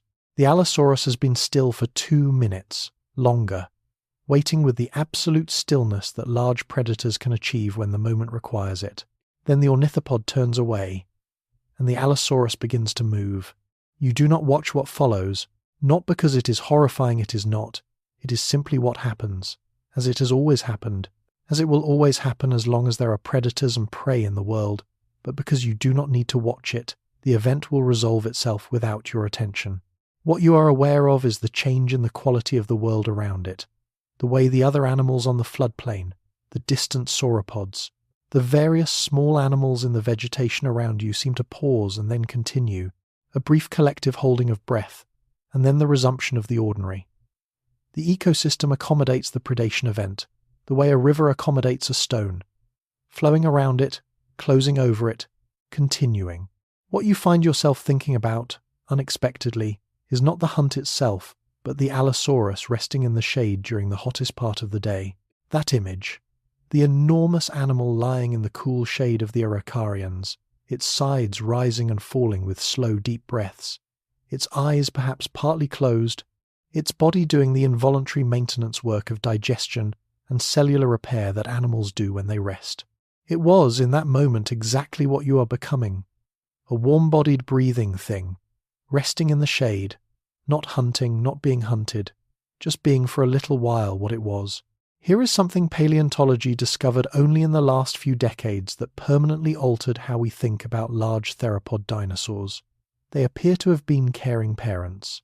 Not in the mammalian sense, there is no evidence of prolonged suckling or intensive parental education, but in the sense that some species sat on or near their nests, protecting eggs and possibly early hatchlings from predators and from temperature extremes. This was demonstrated most convincingly for some of the feathered theropods of China, but there are suggestions that nest-guarding behavior was more widespread among theropods generally. Allosaurus may have been not only a predator but a guardian crouching over a nest of eggs in the dimness of a forest clearing, keeping them warm with the heat of its own body, a fact that makes the animal simultaneously more fearsome and more familiar. Evening is arriving on the floodplain. The Allosaurus has long since disappeared back into the forest. The ornithopods have moved downstream, putting more distance between themselves and the area where the afternoon's tension occurred. The sauropods are still visible at the forest margin, huge, patient, unchanged. The light on the floodplain soil has gone from gold to amber to the deep luminous orange that comes in the last 20 minutes before the sun actually reaches the horizon. And in this light, everything on the floodplain, the soil, the horsetails, the distant trees, the river in the middle distance takes on a depth and a richness that is almost painful. You breathe the evening air. It is different from the afternoon air, slightly cooler, slightly more humid, carrying the smell of the river more strongly now that the ambient temperature has dropped and convective mixing of the air has slowed. There is also the smell of the forest, intensified by the evening, the resinous warmth of the conifers releasing their volatile compounds as the day's stored heat escapes from their bark, the sweeter smell of the cycad pollen that has been drifting all afternoon and is now settling as the air goes still. And beneath both of these, the dark, complex smell of the floodplain soil itself, the compressed organic history of millions of years of cycles, of plants living and dying and being incorporated into the ground, of floods depositing their sediment and receding, of the patient work of decomposition making something out of everything. The first star appears, then a few more. The transition from day to night on the Jurassic floodplain is not a switch, but a gradient, half an hour perhaps, from the last direct light to the first true dark, and within that half hour, every quality of the light passes through a range of colours that no modern eye, outside of a wilderness area, ever sees anymore. The floodplain glows in the last of the light. The river catches it and keeps it a little longer, and then the dark comes, and the river continues, and the stars multiply, and somewhere in the deep forest the Allosaurus that hunted today is resting again, its enormous body warm and still, its breathing slow, its life continuing. Predator and prey, hunter and resting animal. The one is not more important than the other.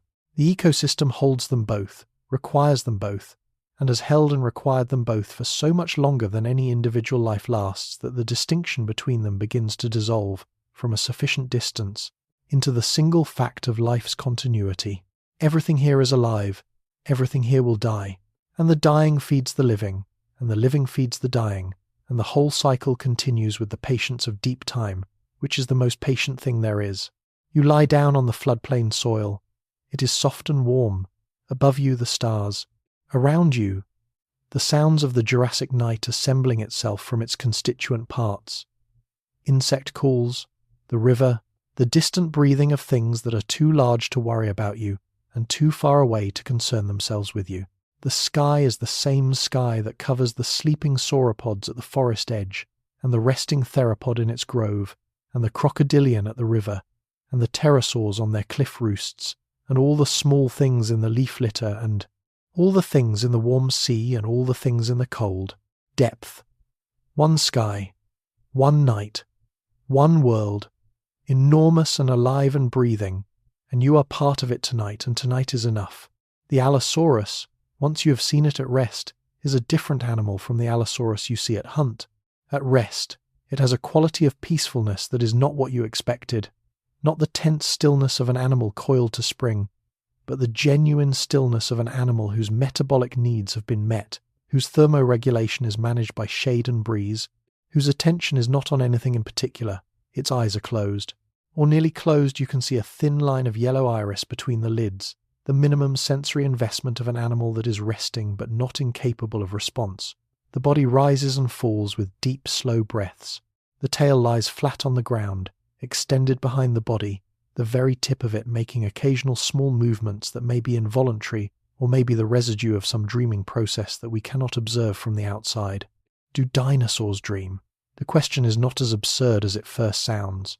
Dreaming, specifically the REM sleep state in which dreams occur, appears to be an ancient phenomenon in vertebrates.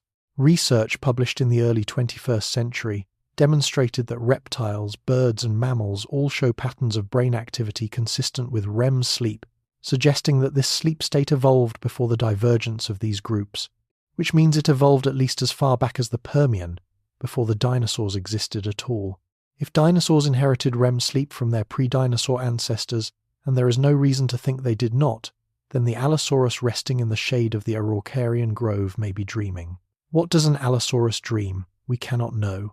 But we can say that the capacity for whatever internal experience occurs during REM sleep was present in this animal, as it was in the small mammals, in the leaf litter, and in the protobirds, in the trees and in everything else, with a brain complex enough to organize itself into sleeping and waking states. The light through the trees above the sleeping Allosaurus is doing something beautiful. The Araucarian canopy is not solid, it has gaps, and through those gaps, the afternoon sun sends its columns, and in the dust and the pollen and the spores that drift in those columns, the light is made visible, made solid, made into something you can watch. One of these columns falls directly onto the flank of the sleeping animal, and in that light, something that is not visible in shade becomes visible. The surface texture of the skin, which is not scales in the way we first imagined theropod skin, but something more complex.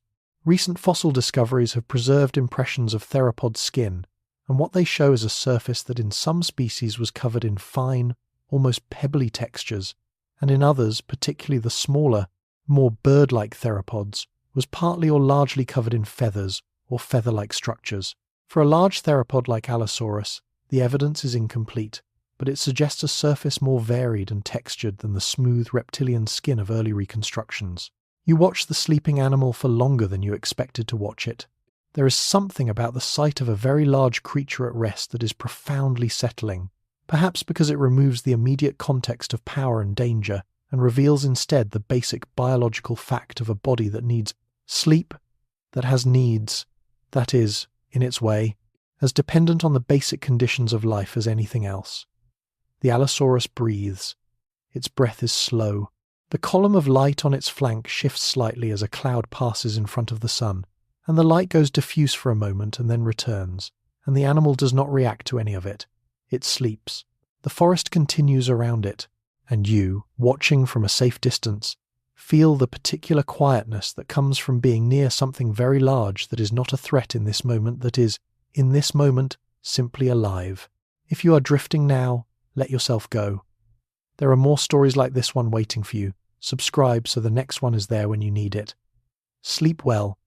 The Jurassic will still be here. There is a tree at the edge of the forest that you have been returning to in your mind since you first saw it, not because it is unusual in any external way. It is an Araucarian, tall and grey-barked, and arranged with that distinctive spiral geometry, but because of what is in it. High up, perhaps 30 meters above the ground, where the branches start to thin and the canopy becomes more permeable to light, something is moving among the needles with a kind of careful deliberation that is neither reptile nor bird, and yet has qualities of both. You have been watching it for some time.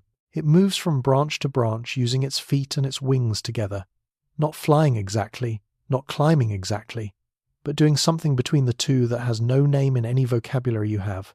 This is Archaeopteryx, or something very closely related to it, and it is one of the most famous creatures in the history of paleontology.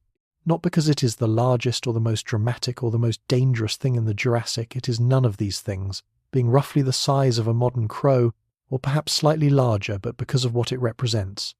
A moment caught in time, a creature at the hinge point between two worlds, between the world of non-avian dinosaurs and the world of birds.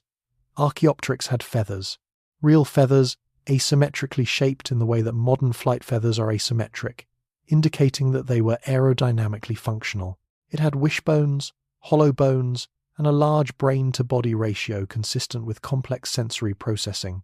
It also had teeth, and 3 clawed fingers on each wing, and a long bony tail, not the short fanned tail of modern birds, but the tail of a small theropod dinosaur, long and vertebra by vertebra, with feathers arranged along either side. It was, in the famous phrase, a beautiful intermediate form, an animal that sits precisely on the line between two major groups and demonstrates in its own body that the line between them is not a wall, but a gradient. Here is something that most people do not know about Archaeopteryx. There are only about 12 known specimens, all found in the Solnhofen limestone deposits of what is now Bavaria, Germany, and each specimen has contributed different information. The first specimen was found in 1861, 2 years after Darwin published On the Origin of Species, and its discovery was greeted by some as exactly the kind of transitional fossil that Darwin's theory predicted, but that critics had said could not exist. It existed. It was found, preserved in extraordinary detail in the fine-grained limestone of an ancient lagoon, every feather impression intact, the whole animal captured in the stone, the way a dream is captured in the moment before waking. The Archaeopteryx in the tree above you is doing something that you watch with particular attention. It appears to be hunting, not in the dramatic way of large theropods, not with speed or visible aggression, but with the patient attention of an animal that catches insects or small lizards by waiting until they are within reach and then moving with sudden, precise speed. It turns its head, and the movement of its head is very bird-like, a sharp rotation to a new angle, a brief freeze, another sharp rotation, and then it is still for several seconds, and then it drops from one branch to the next in a controlled fall that it converts into a glide for the last meter, landing with a grip that uses all 3 clawed fingers and both wing claws simultaneously. What it has caught is not visible from here, but the cessation of the hunting behavior and the quality of attention it gives to something in its grip suggests a successful outcome. It works at whatever it has caught with a motion that is part beak and part jaw. Archaeopteryx had a jaw full of small, sharp teeth, useful for gripping prey, and it uses these now, in combination with its beak, working through a small meal in the high branches, while below it the forest does what forests always do, which is to continue without acknowledging what is happening in its canopy. The question of how birds evolved from dinosaurs is one of the most studied questions in all of paleontology, and the answer that has emerged over the last 40 years of intensive research is deeply satisfying in its completeness. Birds are not descended from dinosaurs in the way that mammals are descended from earlier synapsids, a lineage that went one direction and then evolved into something different. Birds are dinosaurs in the technical phylogenetic sense. They are the only living members of the clade Dinosauria. When a pigeon lands on your windowsill, it is, taxonomically, a dinosaur, belonging to the same great group that included the sauropods and the theropods and all the rest. The distinction between birds and non-avian dinosaurs is a human convenience, a way of dividing a continuous group at an arbitrary point. Biology does not make this distinction. The lineage continues. This means that in one sense, the non-avian dinosaurs did not go extinct. Their descendants are alive and numerous and diverse. There are more species of bird alive today than there are species of all known non-avian dinosaurs combined. What the Cretaceous extinction event eliminated was not the dinosaur lineage, but the large non-flying members of it. The small, feathered flying members survived. They are still here, and the world they have built in the sky since the Cretaceous is one of the most spectacular achievements of vertebrate evolution. But all of that is in the future. Right now, in the Jurassic, the sky is still a place of experimentation rather than mastery. The pterosaurs are the dominant flyers, occupying the sky with a diversity and abundance that will not be matched by birds for tens of millions of years. The protobirds like Archaeopteryx are edge cases, specialists in a narrow niche, impressive in retrospect but not yet dominant in any meaningful sense. They are the beginning of something extraordinary, and they do not know it, because nothing in the Jurassic knows anything about what comes next. The Jurassic does not know that it is the Jurassic. It simply is what it is, moving from moment to moment with the same patient inevitability it always has. The sky above the Araucarian is doing something beautiful right now. The afternoon clouds that were building earlier have not produced rain but have arranged themselves into a high, thin layer that the setting sun is lighting from beneath, turning their bases gold and deep amber, and, at the higher edges where the ice crystals catch the light differently, a pale salmon pink that fades to white at the very top. The pterosaurs that were circling in the thermal earlier are still up there, visible against the cloud base as dark shapes riding the last of the day's uplift, circling wide, slow circles in the coloured air. Here is a fact about pterosaurs that still surprises even the scientists who study them. Some species had wingspans of over 10 metres in the Cretaceous, comparable to a small aircraft, but were almost certainly capable of taking off from flat ground rather than needing to launch from height. Analysis of their joint structure and muscle attachment points suggests they launched using all 4 limbs simultaneously in a vaulting motion, using their powerful forelimbs as primary launch tools. This means that even the largest pterosaur could have taken off from a flat plane, which means they could exploit environments inaccessible to gliders or cliff launchers. The sky was more accessible to pterosaurs than to almost any other large flying animal that has ever evolved. The Archaeopteryx in the tree has finished its meal and is preening now, working through its feathers with its beak in the systematic way that birds have been preening since they first had feathers, addressing each section of wing and body in sequence, restoring the interlocking barbules of each feather to their proper alignment. It is a quiet domestic activity, and watching it from below is oddly calming, the way that watching any animal engaged in quiet self-maintenance is calming. The sense that the basic requirements of life, warmth, food, cleanliness, rest are being met, that the moment is sufficient, that there is nothing immediately requiring resolution.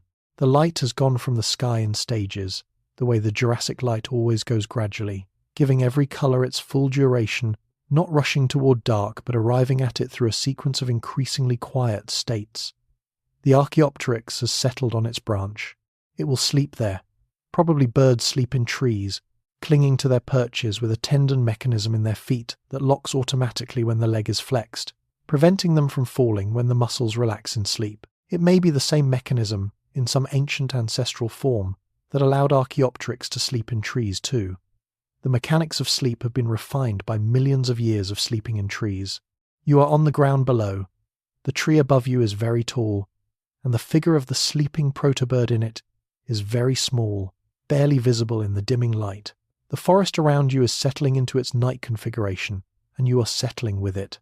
Your back is against the base of the Araucarian, the bark rough and slightly warm through your clothing, and the ground beneath you is soft with accumulated leaf debris and the ancient moss that has been growing in this forest longer than most of the animals in it have existed as species. The sky between the branches above you shows the last of the day's colour, a deep blue-violet at the zenith, still warm at the western horizon where the sun has just disappeared, and between them every gradation of the evening's colour palette. The first stars are not yet visible through the cloud layer, but you know they are there, as you always know the stars are there even when you cannot see them. The knowledge is enough. The knowledge is its own kind of comfort. What the sky was learning in the Jurassic was this, that the air is full of possibilities that have not yet been tried, that the space above the Earth is a resource waiting to be fully exploited, that the combination of hollow bones and feathers and wishbones and the particular arrangement of a theropod's forelimbs is capable of producing, given enough time and enough incremental selection, something that can stay aloft for hours. The sky in the Jurassic is still mostly empty. In 100 million years it will be full of birds. But right now, tonight, in the last light of this particular Jurassic day, the sky is quiet and large, and holds everything possible in its expanse. Sleep, if you are ready. The Archaeopteryx is already asleep. The pterosaurs have found their cliffs and their trees. The insects are calling in the dark below. The river is still moving. The stars, when the clouds part, will be there. And everything that will ever fly has its origin in this moment, in this world, in the particular feathered shape clinging to a branch above you in the Jurassic dark. The question of how feathers evolved is one that has occupied paleontologists and evolutionary biologists for decades, and the answer that has emerged is both satisfying and surprising. Feathers did not evolve for flight. The earliest feather-like structures, the protofeathers, the simple filamentous coverings found on small theropod dinosaurs, appeared millions of years before anything that could plausibly be called flight existed. They appear to have evolved for insulation. As the metabolic rate of small theropods increased over evolutionary time, maintaining body temperature became increasingly important, and simple filamentous coverings provided thermal insulation in the same way that mammalian fur does. The elaborate structure of modern feathers, the rachis, the barbs, the barbules, with their interlocking hooklets, was a later elaboration of this simple beginning, and flight was an even later co-option of structures that had been serving a completely different function. This means that feathers are older than birds. It means that the Allosaurus sleeping in the forest grove may have had some feather-like structures, or at least their distant precursors, on parts of its body, though the evidence for large theropod feathers is incomplete.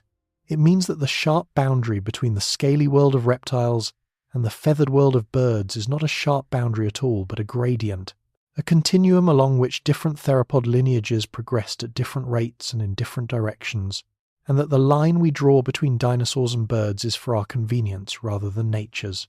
Feathers are the story of one small change building on another, over millions of years, until something that began as simple insulation became the apparatus of flight.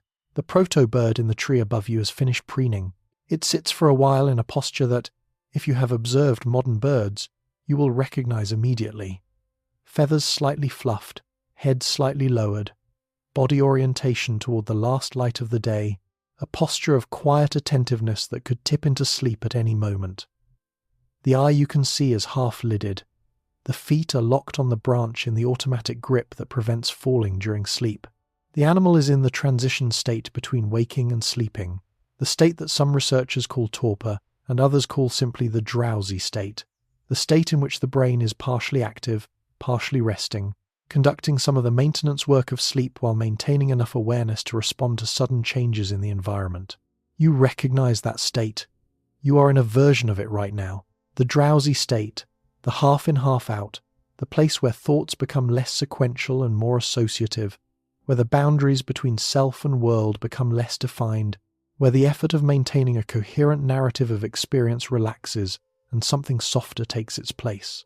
The proto-bird in the tree arrived at this state through the same evolutionary history that produced it in you, through the ancient vertebrate inheritance of sleep, through the particular elaboration of sleep that warm-blooded animals require more of than cold-blooded ones, through the specific demands of a brain that needs regular periods of reduced activity to consolidate memory and repair cellular damage, and do all the other things that sleep makes possible. You and the proto-bird are in the same state, separated by 150 million years of evolutionary divergence and sharing the same fundamental biology of rest. Rest is very old. Rest is older than flight. Rest is, in the lineage of vertebrates, one of the most conserved features of all. The world that most people imagine when they think of the Jurassic is a world of giants. It is the world of the Natural History Museum, the world of the cinema, the world of the child who first encountered these animals as large shapes on a screen or in a picture book and built an emotional relationship with them based on their scale. That world is real. The giants were here, but they were not all that was here, and in terms of sheer species diversity, in terms of the number of individual organisms going about their lives in every cubic meter of this world, the giants were the minority.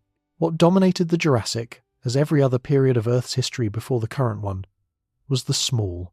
You are looking at the leaf litter now, not because the leaf litter is dramatic or because any single thing in it will demand your attention in the way the sauropod or the Allosaurus demanded it, but because the leaf litter is where most of the Jurassic's actual diversity lives, and because the leaf litter, once you give it your attention, is as complex and as interesting as anything you have seen today. The first thing you notice is the movement. Constant, small, in every direction. The movement of things with many legs picking their way through the decomposing matter. Beetles. Many beetles. The Jurassic was a good time for beetles. It was, in fact, a time of expanding beetle diversity, with the order Coleoptera finding its way into new ecological niches and producing new forms at a pace that would accelerate through the Cretaceous and beyond. Modern beetles number over 400,000 described species, making them the most species-rich order of life on Earth, a fact that prompted the geneticist J.B.S. Haldane's famous quip that God, if he exists, has an inordinate fondness for beetles. The Jurassic was a time when that fondness was still in early expression, but expression already substantial. The beetle you see working through the leaf litter, now dark-bodied, unhurried, moving with the peculiar mechanical grace of something whose skeleton is on the outside, is part of a lineage that will outlast everything else you have seen today. Here is a fact that should rearrange the scale of things. In terms of total biomass, the sheer mass of living matter, insects have always outweighed the large vertebrates by many orders of magnitude. For every kilogram of Allosaurus in the Jurassic world, there were probably thousands of kilograms of insects, and for every kilogram of insects, there were billions of kilograms of microorganisms. The charismatic megafauna, the term scientists use for the large, visible, emotionally resonant animals that draw attention, are the tip of the biological iceberg. The rest of it, the vast majority, is invertebrate and microbial, and lives in the soil and the water and the air in numbers that are effectively incomprehensible. The mammals are here too, of course, though they are not easy to see. They are nocturnal, mostly, and small, mostly, and extremely good at not being noticed, which is a survival strategy that has served them well for the entire Triassic and Jurassic. The mammals of the Jurassic are not what we would recognize as mammals in any comfortable sense. They are not dogs or rabbits or mice. They do not look cuddly or familiar. They look like the ancestors of cuddly and familiar things, which means they look like small, large-eyed, long-snouted insectivores with complex teeth and dense, warm-looking fur. They look, if you caught one briefly in a shaft of morning light, like something your brain would categorize as a rodent before your knowledge corrected it. They are not rodents. Rodents will not evolve for another 100 million years, but the impulse toward their shape was already present. Some of these early mammals were doing something unexpected in the Jurassic. They were living in trees. The discovery in China of fossil mammals with foot structures adapted for gripping branches pushed back the origin of arboreal mammals by tens of millions of years and suggested that the tree lifestyle was explored early and enthusiastically. One of the most remarkable of these was Castor recorder, a Jurassic mammal the size of a small platypus that was apparently semi-aquatic. It had a broad, scale-covered tail like a beaver and limbs suited for swimming, and it fed in the rivers and lakes of the Jurassic in a way that no one had expected a Jurassic mammal to feed. The small mammals of the Jurassic were not waiting patiently for the dinosaurs to be gone before getting interesting.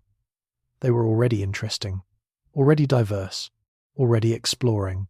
The insects in the leaf litter around you are producing their various sounds, not the crickets exactly, not yet, but sounds that are close enough that your ears register them as the archetype of insect sound, the continuous background call that you have heard on every warm night of your life. This sound is probably older than your species, older than your genus, older than the primate order to which you belong. The sound of insects calling at night is a sound that has been made on Earth for so long that it has had time to become part of the neural landscape of every small mammal that has ever lived, encoded as a signal of safety or at least of the ordinary, a sound that means the night is proceeding as it should, that nothing catastrophic has happened, that the world continues.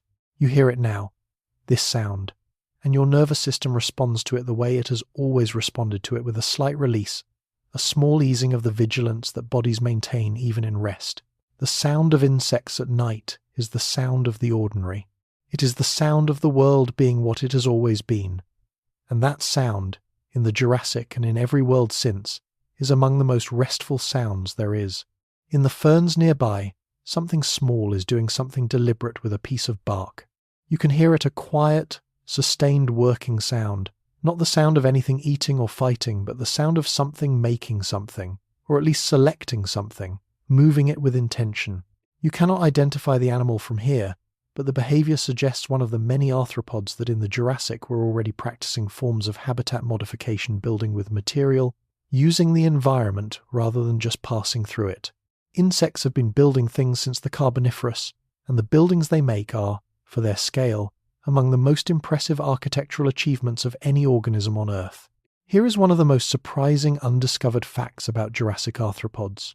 Researchers analyzing amber from this period, fossilized resin from the conifer forests, have found preserved examples of social behavior, including possible nest materials and what appear to be early forms of parental care in non-insect arthropods. The social insects, the ants, the bees, the termites, are Cretaceous and later developments, but the instincts toward cooperation and collective behavior appear to have been emerging, in various forms, much earlier. The Jurassic was not a world of isolated individuals. Even its smallest inhabitants were already working on the problem of how to be together. The night is well advanced now. The moon, wherever it is, and in the Jurassic, the moon was slightly closer to the Earth than today, its gravitational pull slightly stronger, its tidal influence slightly more pronounced, its appearance in the sky slightly larger as hidden behind the clouds that have come in from the east. But there is a luminosity to the clouds that is the reflected light of the moon behind them, a soft, sourceless glow that illuminates the forest without casting shadows, that makes everything visible but nothing sharp. In this light, the forest has the quality of a memory rather than a place, everything present, nothing entirely clear, the edges of things softened to suggestions. In this soft light, the small creatures of the Jurassic night are at their most active. The early mammals, emboldened by the dark that is their natural element, are moving through the undergrowth with the quick, purposeful confidence of animals in their proper element. The nocturnal insects are flying not the visible, obvious flying of daytime insects, but the invisible, felt, more than seen flying of moths and their ancestors, soft-bodied and directional, following chemical gradients in the air toward food or mates, navigating a world of smell and touch rather than sight. The ferns are wet with condensation that has collected on their fronds during the course of the night, and the drops that fall from one frond to the next make a small, irregular sound that is pleasing in its randomness, in its absolute indifference to any rhythm. You have not moved from your spot under the Araucarian for some time. The bark of the tree against your back is familiar now. You have learned its texture, its slight give, its particular roughness, and the ground under you has conformed to your weight in the way that soft ground eventually does, becoming, in a small way, your shape. Your body has lowered its investment in maintaining the tension it maintains during the day. Your breathing is slower than it was.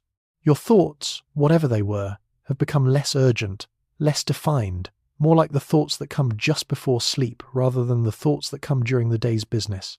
The Jurassic is good at this. It has had 150 million years to learn the specific quality of nighttime that invites rest, and it has deployed all of it tonight.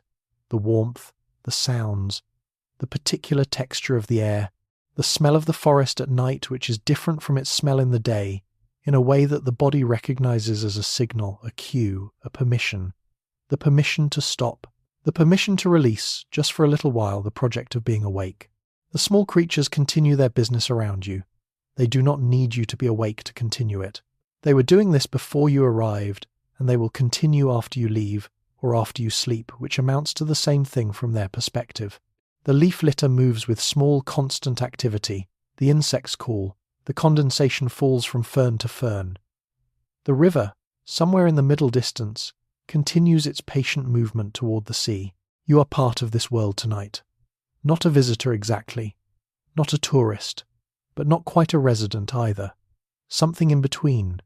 Something that the Jurassic has accepted without requiring explanation, without needing to know what you are or where you came from. The night has accepted you the way the night accepts everything, by simply being large enough to contain you, warm enough to hold you, dark enough to give you permission to close your eyes. Close them if you have not already. The small kingdom continues its business. You do not need to supervise it. You do not need to remember it. It will be here, in exactly this form, for another 80 million years at minimum.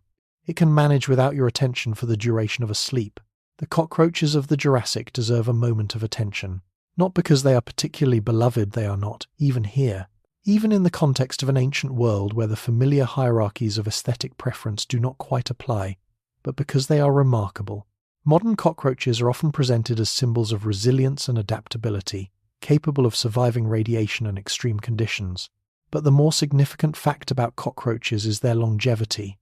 They appear in the fossil record from the Carboniferous period, 330 million years ago, in forms that are recognizably cockroach, the same general body plan, the same flattened shape, the same long antennae, the same quality of movement. The cockroach you might encounter in the leaf litter of this Jurassic forest is not identical to a modern cockroach, but it is more similar to one than you might expect, given the 330 million years that separate their ancestor from any modern descendant. The cockroach solution is old, and it works. What does it mean that some body plans persist unchanged for hundreds of millions of years while others change rapidly?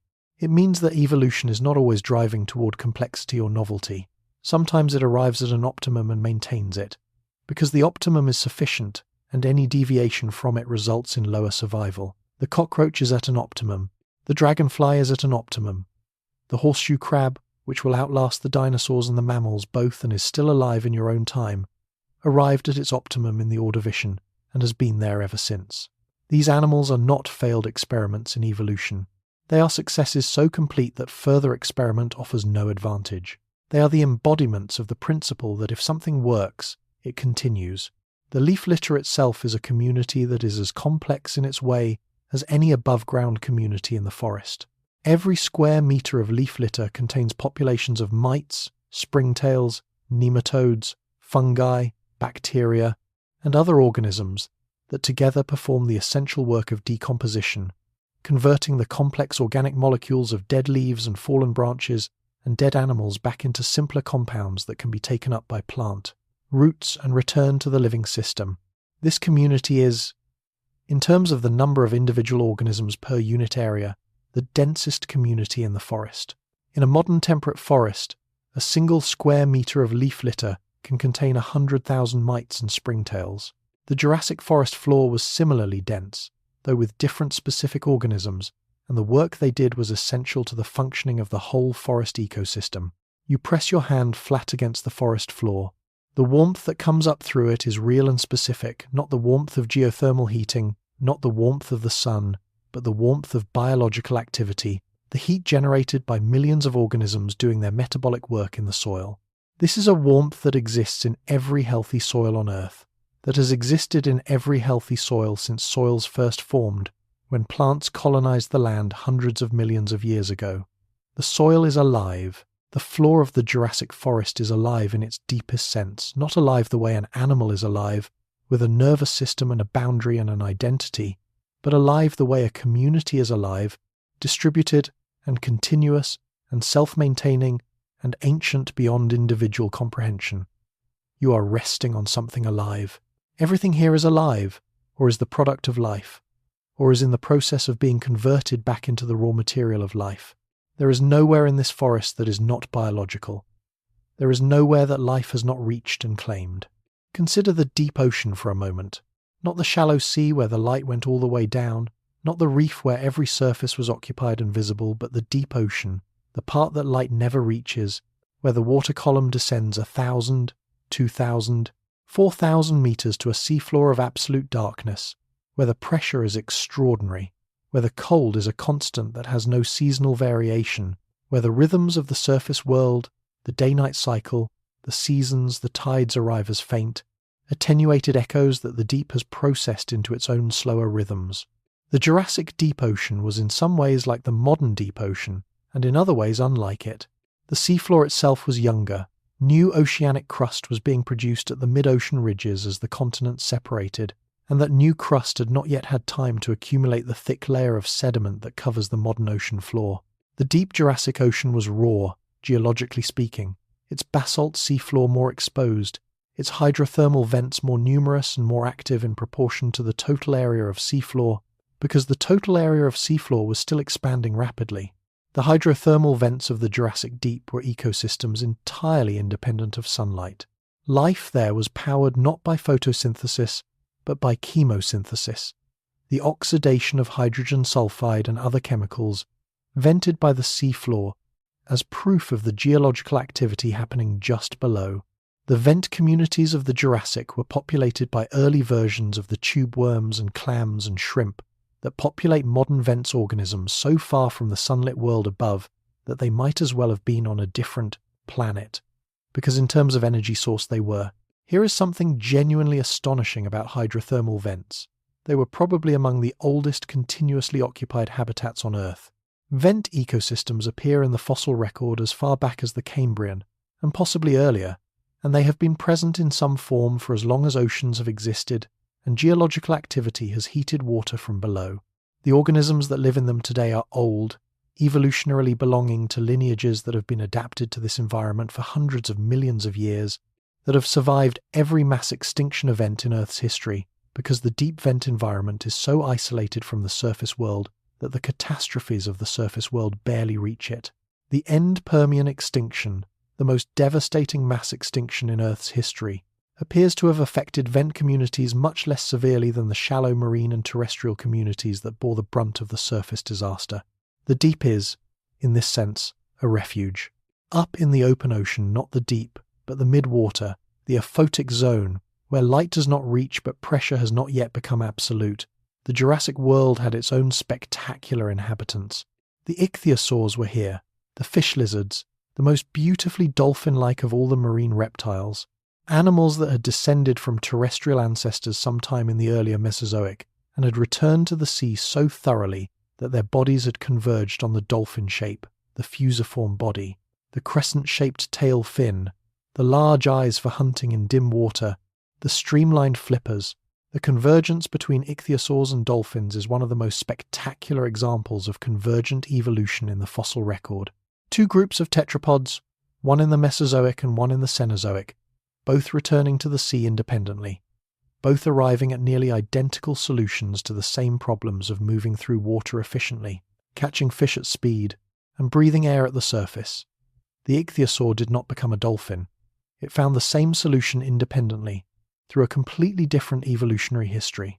The result looks so similar that early naturalists who found ichthyosaur fossils struggled to understand what they were looking at: a fish, a reptile, something new. They were something new and something entirely ancient, all at once. The largest ichthyosaurs, Shonosaurus of the Triassic, 20 meters long, were among the largest animals that had ever lived at that point in Earth's history. The Jurassic ichthyosaurs were typically smaller, in the range of 1 to several meters, fast and maneuverable rather than vast and imposing.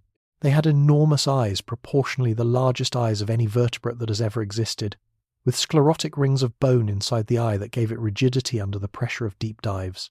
Some species may have been capable of diving to significant depths to hunt squid and fish in the dim water column. Here is a fact that was discovered only recently and that most people do not know. Ichthyosaurs gave birth to live young. They did not lay eggs like most reptiles, but carried their embryos internally and gave birth in the water, as dolphins do. This was demonstrated by the discovery of fossils showing ichthyosaur mothers with the bones of small ichthyosaurs inside their body cavities, not in the stomach, but in the birth canal, in the position of a birth in progress. The Jurassic Ocean was populated by these animals reproducing in the water, giving birth live in the open sea, the way that cetaceans do today. A behavioral convergence as striking as the anatomical one. Swimming in the open Jurassic Ocean, if you could somehow be there, would be an experience of moving through a world of blue gradients, brilliant turquoise at the surface, deepening through shades of blue-green, and then just blue, and then the green-grey of depth where photosynthesis has its last foothold, and then the absolute blue-black where light becomes a memory and the deep begins. The water at the surface would be warm, possibly 30 degrees Celsius in the equatorial regions, and you would feel its warmth on your skin immediately upon entering it. Below the thermocline, a sharp temperature boundary a few hundred meters down, the water would become suddenly colder, and the organisms below that boundary would be adapted to the cold in ways that the surface organisms were not.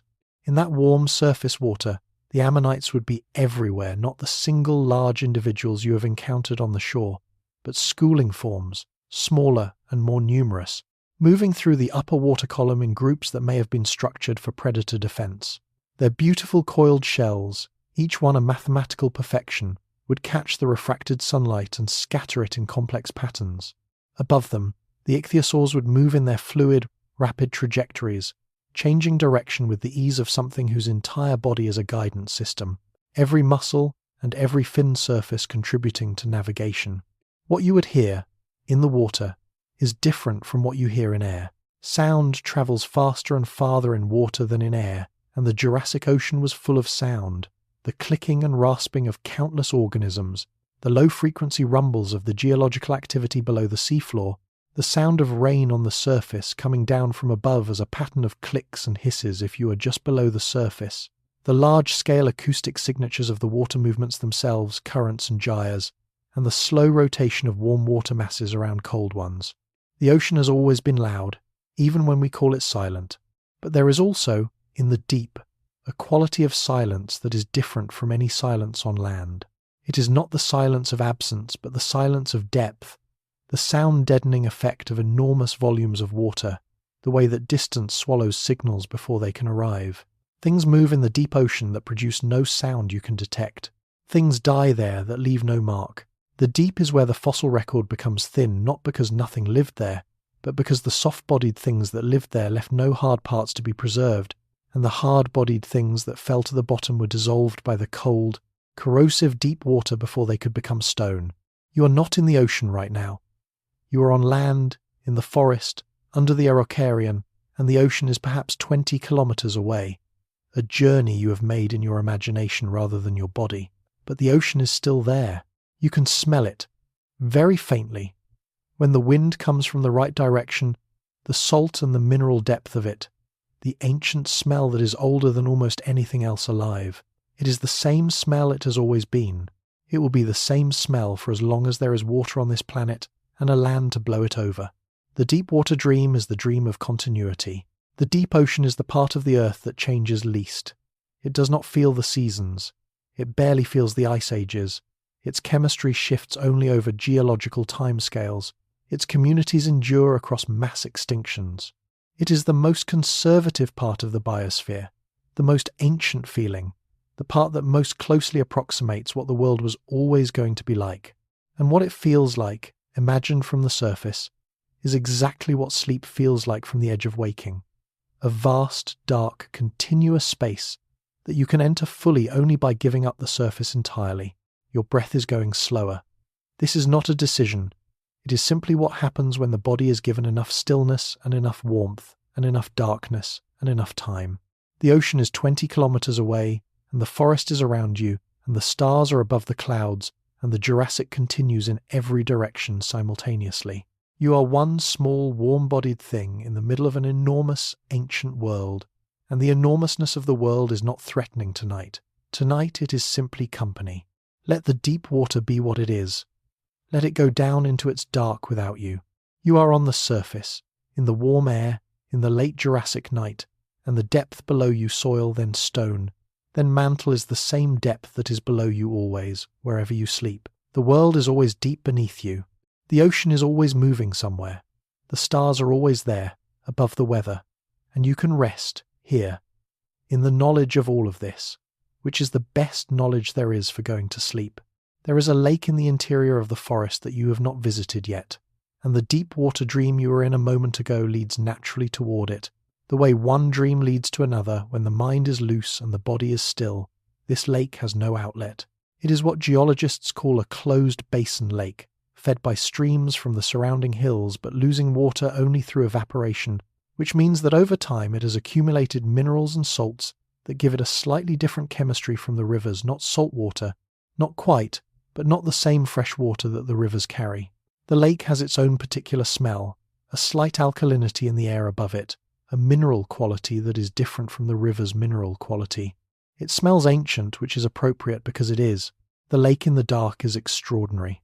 The surface is almost perfectly still, there is no wind at this hour, and the surrounding forest breaks whatever wind there might be on the slopes above, and the stillness of the water makes it a mirror, the most faithful mirror in the Jurassic, reflecting the sky above it with a precision that the sky itself cannot quite equal. The stars in the lake are the same stars as the stars above, the same arrangement, the same brightness, the same vast architecture of the Milky Way, but in the water they have a quality that the sky does not. They are bounded. The lake holds them. The stars in the lake are a version of the stars in the sky that has been made possessible, containable, something you could almost wade into. Here is something about Jurassic lakes that is not often discussed. They were full of fish, but the fish were different from any fish in any modern lake.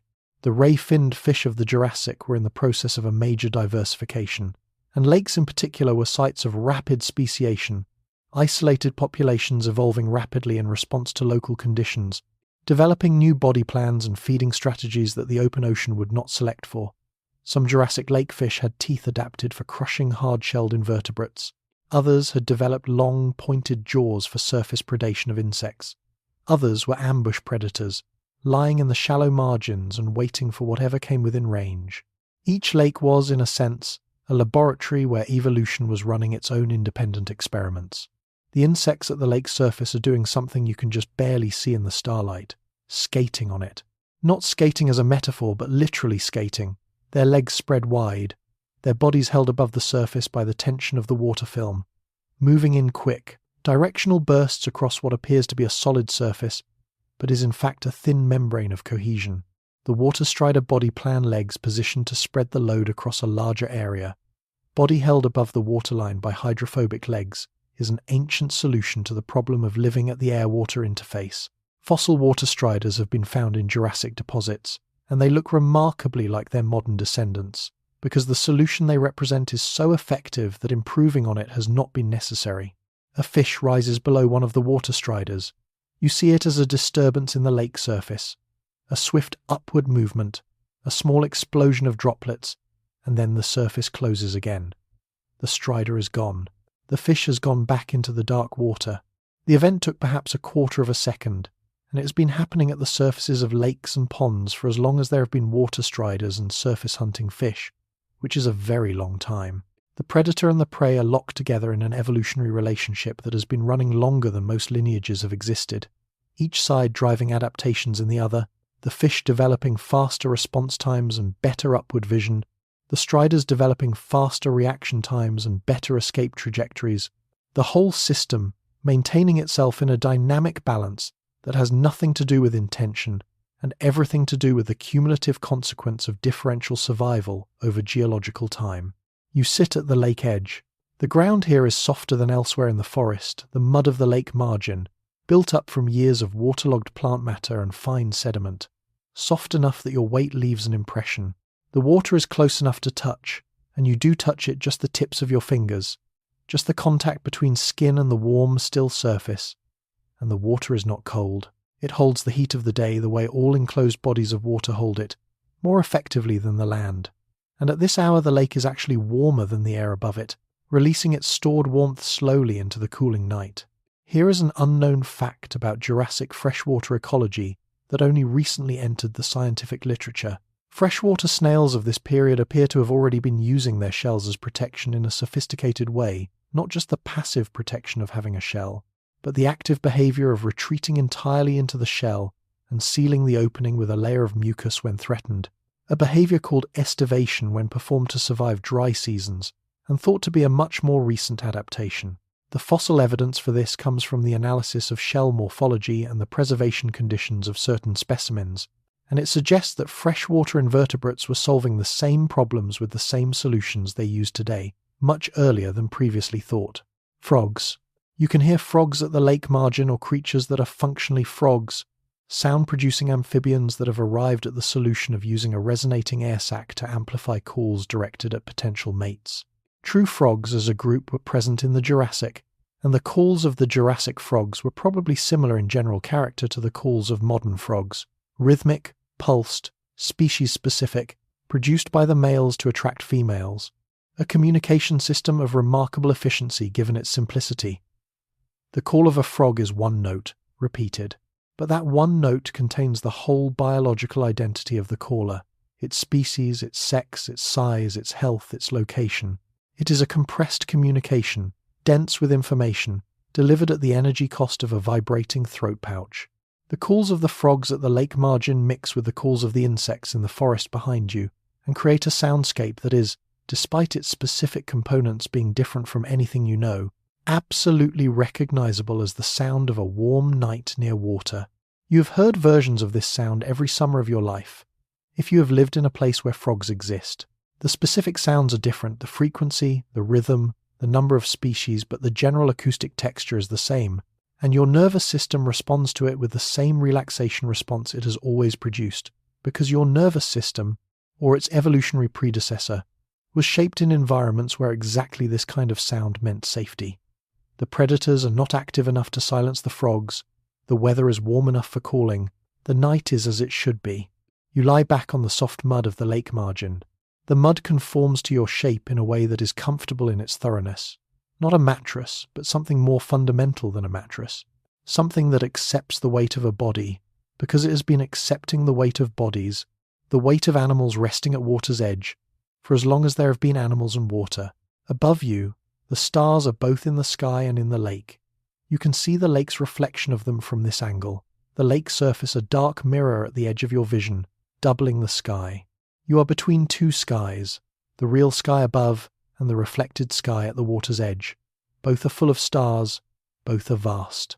And the frog calls continue, and the insects continue, and the lake is warm at your side, and there is nowhere you need to be. The micro hook of deep time is always this. The further back you go, the more the world resembles itself at every other moment. The lake you are resting beside has probably existed for 10,000 years. It will exist for another 10,000 before the river system shifts and drains it, or the climate changes and evaporates it. But for those 20,000 years, it is constant, the same shape, the same chemistry, the same frogs calling at its margin, the same water striders on its surface, the same fish rising after them. 20,000 years of constancy is, from a human perspective, almost incomprehensible stability. From a geological perspective, it is a blink. The lake does not know it is temporary. The frogs do not know they are temporary. You, resting here, for the duration of this breath and this one, are also temporary in exactly the same way. And that knowledge, held lightly, is a kind of peace. Let the lake sounds be what they are. Let the mud be soft. Let the stars be doubled above and below. The night is advancing toward dawn with the patience of all nights everywhere. And sleep is advancing toward you with the same patience, and the convergence of these two advancing things, the night and your sleep, is not something you need to manage or encourage. It is something that is already happening.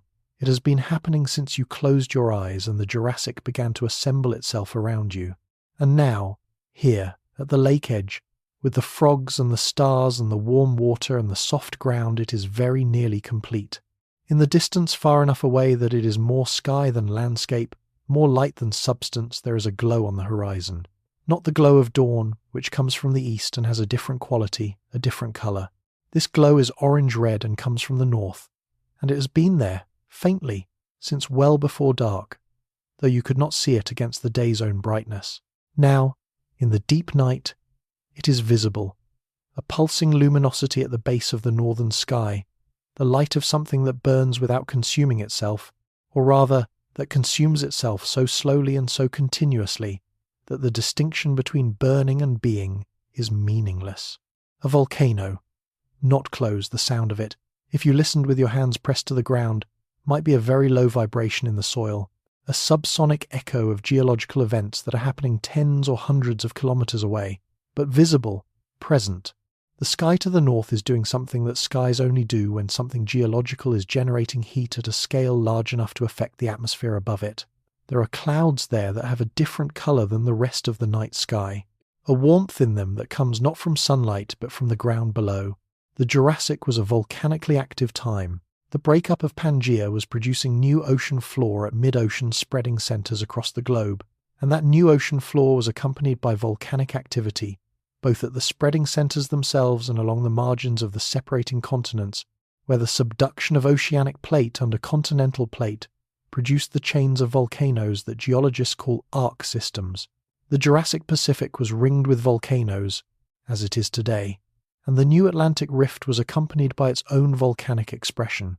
The atmosphere of the Jurassic was, compared to today, slightly higher in carbon dioxide, partly from all this volcanic activity, partly from the absence of extensive carbon burial in rocks and sediments that had not yet accumulated. Here is something that is not often discussed. The volcanic activity of the Jurassic Earth was partially responsible for the warmth of the Jurassic climate. The carbon dioxide emitted by volcanic activity is a greenhouse gas, and its elevated concentration in the Jurassic atmosphere is estimated to have been somewhere between 2 and 8 times the pre-industrial modern level. This raised global average temperatures by several degrees above today's baseline, maintaining the ice-free poles, the warm seas, and the lush vegetation of the high latitudes. The volcanoes were not just geological events, they were climate drivers, as they always have been, as they continue to be today, though on a different balance sheet than the one the Jurassic operated on. You watch the distant glow for a while.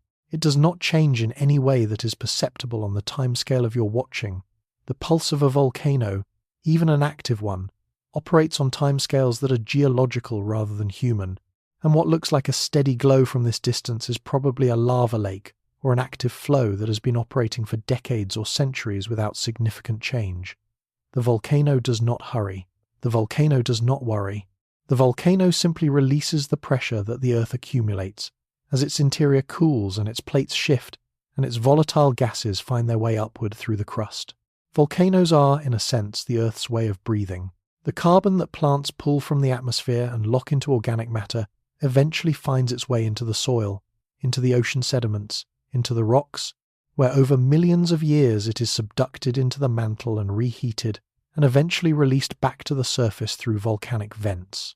This carbon cycle from atmosphere to organism to rock to mantle to volcano and back to atmosphere operates over timescales of millions to hundreds of millions of years, and it is this cycle, more than any other, that has maintained the Earth's climate within the range required for liquid water and complex life over the past 4 billion years.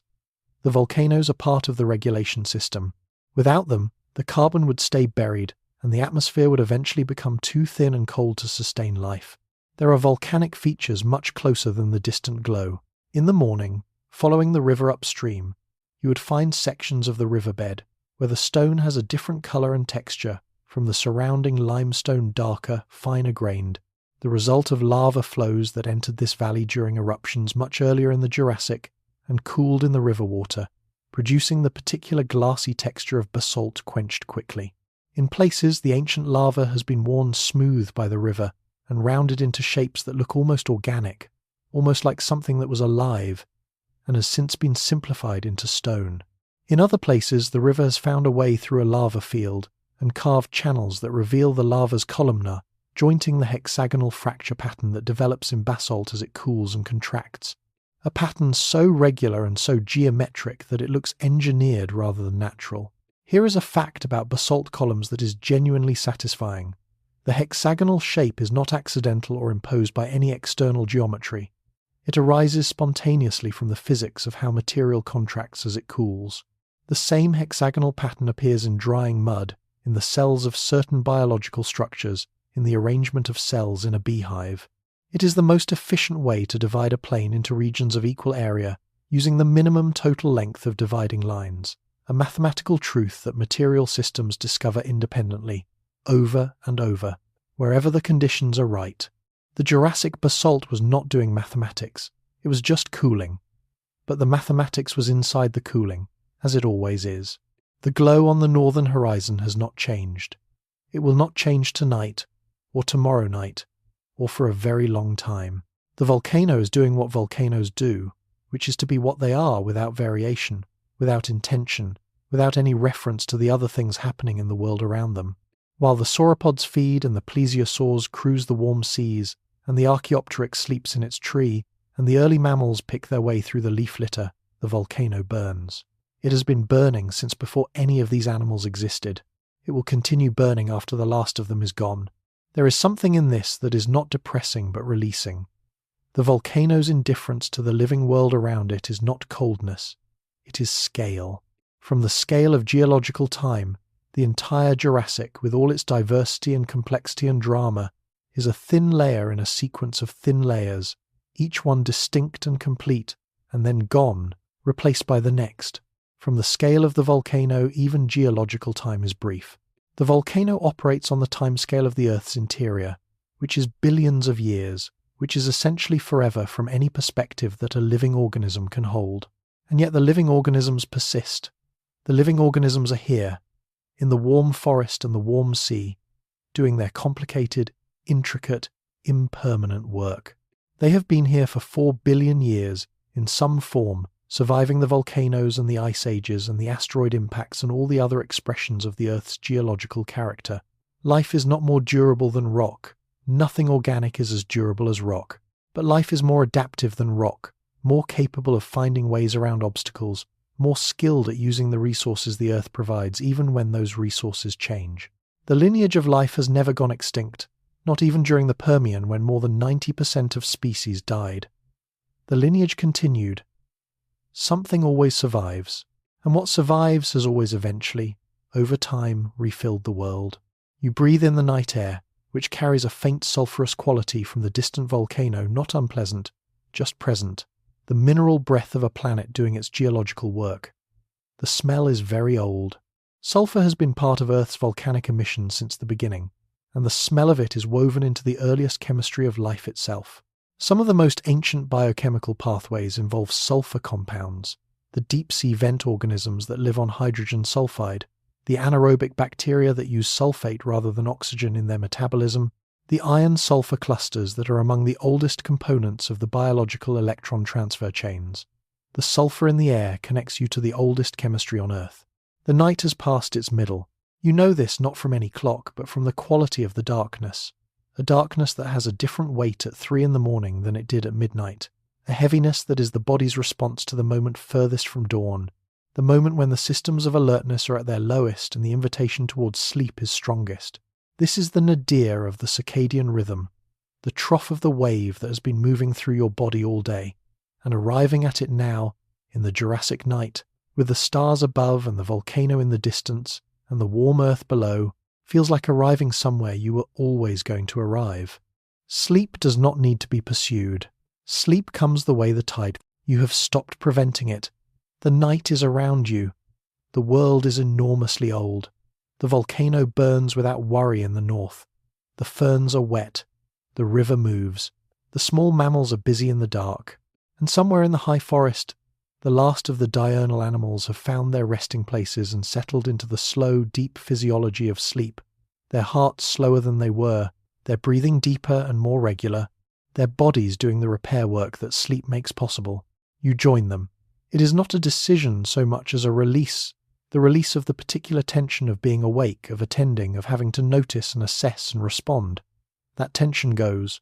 In its place, the warmth of the earth below you, the weight of the night above you, and the continuing sound of the world doing what it always does, which is simply to continue. The volcano glows, the stars wheel, the Jurassic breathes, and you, small and warm and at rest, breathe with it. The trees of the Jurassic produce resin. Not all trees, not always, but the conifers in particular, the araucarians, the podocarpus relatives, the early relatives of pines produce resin as a response to injury, as a sealant for wounds, as a chemical deterrent against the insects and fungi that would otherwise penetrate the wood and begin the process of decomposition that fells a living tree. The resin wells up from beneath the bark at the point of injury and spreads across the wound, hardening over days and weeks into a pale amber substance that is initially sticky and then, over decades, becomes rigid. You have seen this resin on the araucarian above you. There is a scar on the bark, a metre above your head, where something, some impact or insect inroad, caused the tree to respond, and the response is still visible as a pale, crystallized mass that has hardened against the bark and caught the night's condensation, so that in the low light it has a faint luminosity, a small pool of captured light in the dark of the tree's bark. This resin, or resin exactly like it, is what eventually becomes amber. Not quickly, not in the course of a lifetime, not in the course of a century, but over millions of years, buried under sediment, undergoing slow chemical transformation, resin becomes amber, and amber is among the most remarkable substances that exists, because it can preserve, in nearly perfect condition, the organisms that were caught in it when it was still liquid. The amber inclusions from Jurassic deposits are windows into this world that no other preservation method can provide. Where fossils give us hard parts, bones, shells, teeth, amber gives us everything soft. Feathers, flowers, insects, their internal organs, the bacteria that were living on the surface of their bodies at the moment they died, azomtem, the air bubbles they were breathing in. Amber is a time capsule at the finest possible scale, and the Jurassic amber that exists in various deposits around the world contains a record of Jurassic life at the level of individual organisms caught in specific moments, specific postures, doing specific things. Here is something that was discovered in Jurassic amber deposits that most people don't know: ticks. The blood-sucking parasites that you probably associate with modern dogs and deer and meadows were already present in the Jurassic, already attaching themselves to hosts, probably feathered theropod dinosaurs, based on the feathers sometimes found alongside them, in the amber already living the parasitic lifestyle they have been living for over 150 million years. The amber-preserved Jurassic tick was not significantly different from a modern tick. Same body plan, same feeding apparatus, same lifestyle. The tick, like the dragonfly, found a solution early and has been living it faithfully ever since. What does it mean to find a tick in Jurassic amber? It means that the world at the level of the very small was, even in the Jurassic, almost recognizable. The insects we find in amber, the flies, the beetles, the early ants, the ticks, are different from their modern descendants in their species-level details, in their specific morphology, but their life strategies, their ecological roles, the ways they interacted with the world, are familiar. The Jurassic small world was doing approximately what the modern small world does, just with a different set of specific players. The script was the same. The cast was different. You can smell the resin from the araucarian. Or you think you can. The night air is so full of different scents that it is difficult to separate one from another. But there is something in the air that is sharp and slightly sweet, something that your nose registers as belonging to the category of resins and saps, and it comes when you try to locate its source from somewhere above you, from the direction of the scar on the bark. The resin is releasing its chemistry into the night air. The chemistry is complex terpenes and sesquiterpenes, and other volatile organic compounds that serve various biological functions. From deterring insects to communicating with other trees, trees communicate chemically through both airborne volatiles and underground fungal networks, and this was true in the Jurassic as it is today, to simply being the characteristic smell of a conifer on a warm night. Here is one of the most remarkable facts about Jurassic forest chemistry. The trees were communicating with each other, not in any way that involves intention or awareness, but in a very real chemical and physical sense. When a tree is attacked by insects, it releases specific volatile compounds into the air. Neighbouring trees detect these compounds through their leaf surfaces and respond by increasing their own chemical defences, producing more terpenes, more tannins, more of whatever chemical arsenal they have available. This is not a conscious response. It is a biochemical cascade, chemical signals triggering chemical responses in an automatic system. But the result is communication, information transfer, collective defense, even in the absence of any nervous system or anything that resembles a mind. The Jurassic forest was full of this chemical conversation, this slow, fragrant, invisible coordination of organisms that did not know they were coordinating. You breathe the resinous night air deeply. Your lungs fill with the terpenes and the volatile compounds of the Jurassic forest, the same compounds that will eventually be studied by scientists as markers for ancient forest environments, that will be found preserved in the very amber that the resin above you will eventually become. You are breathing the archive before it becomes an archive. You are inside the story before it becomes a story. This is the particular gift of the imagination in deep time, to be present at the making of something that will only later be understood as significant. The condensation on the ferns has increased in the past hour. The night is at its coolest, and the plants, slightly warmer than the air, are collecting moisture on every surface, not just the upper surfaces of the fronds but the undersides as well, each tiny droplet representing the collision of a water vapour molecule with a surface cold enough to cause condensation.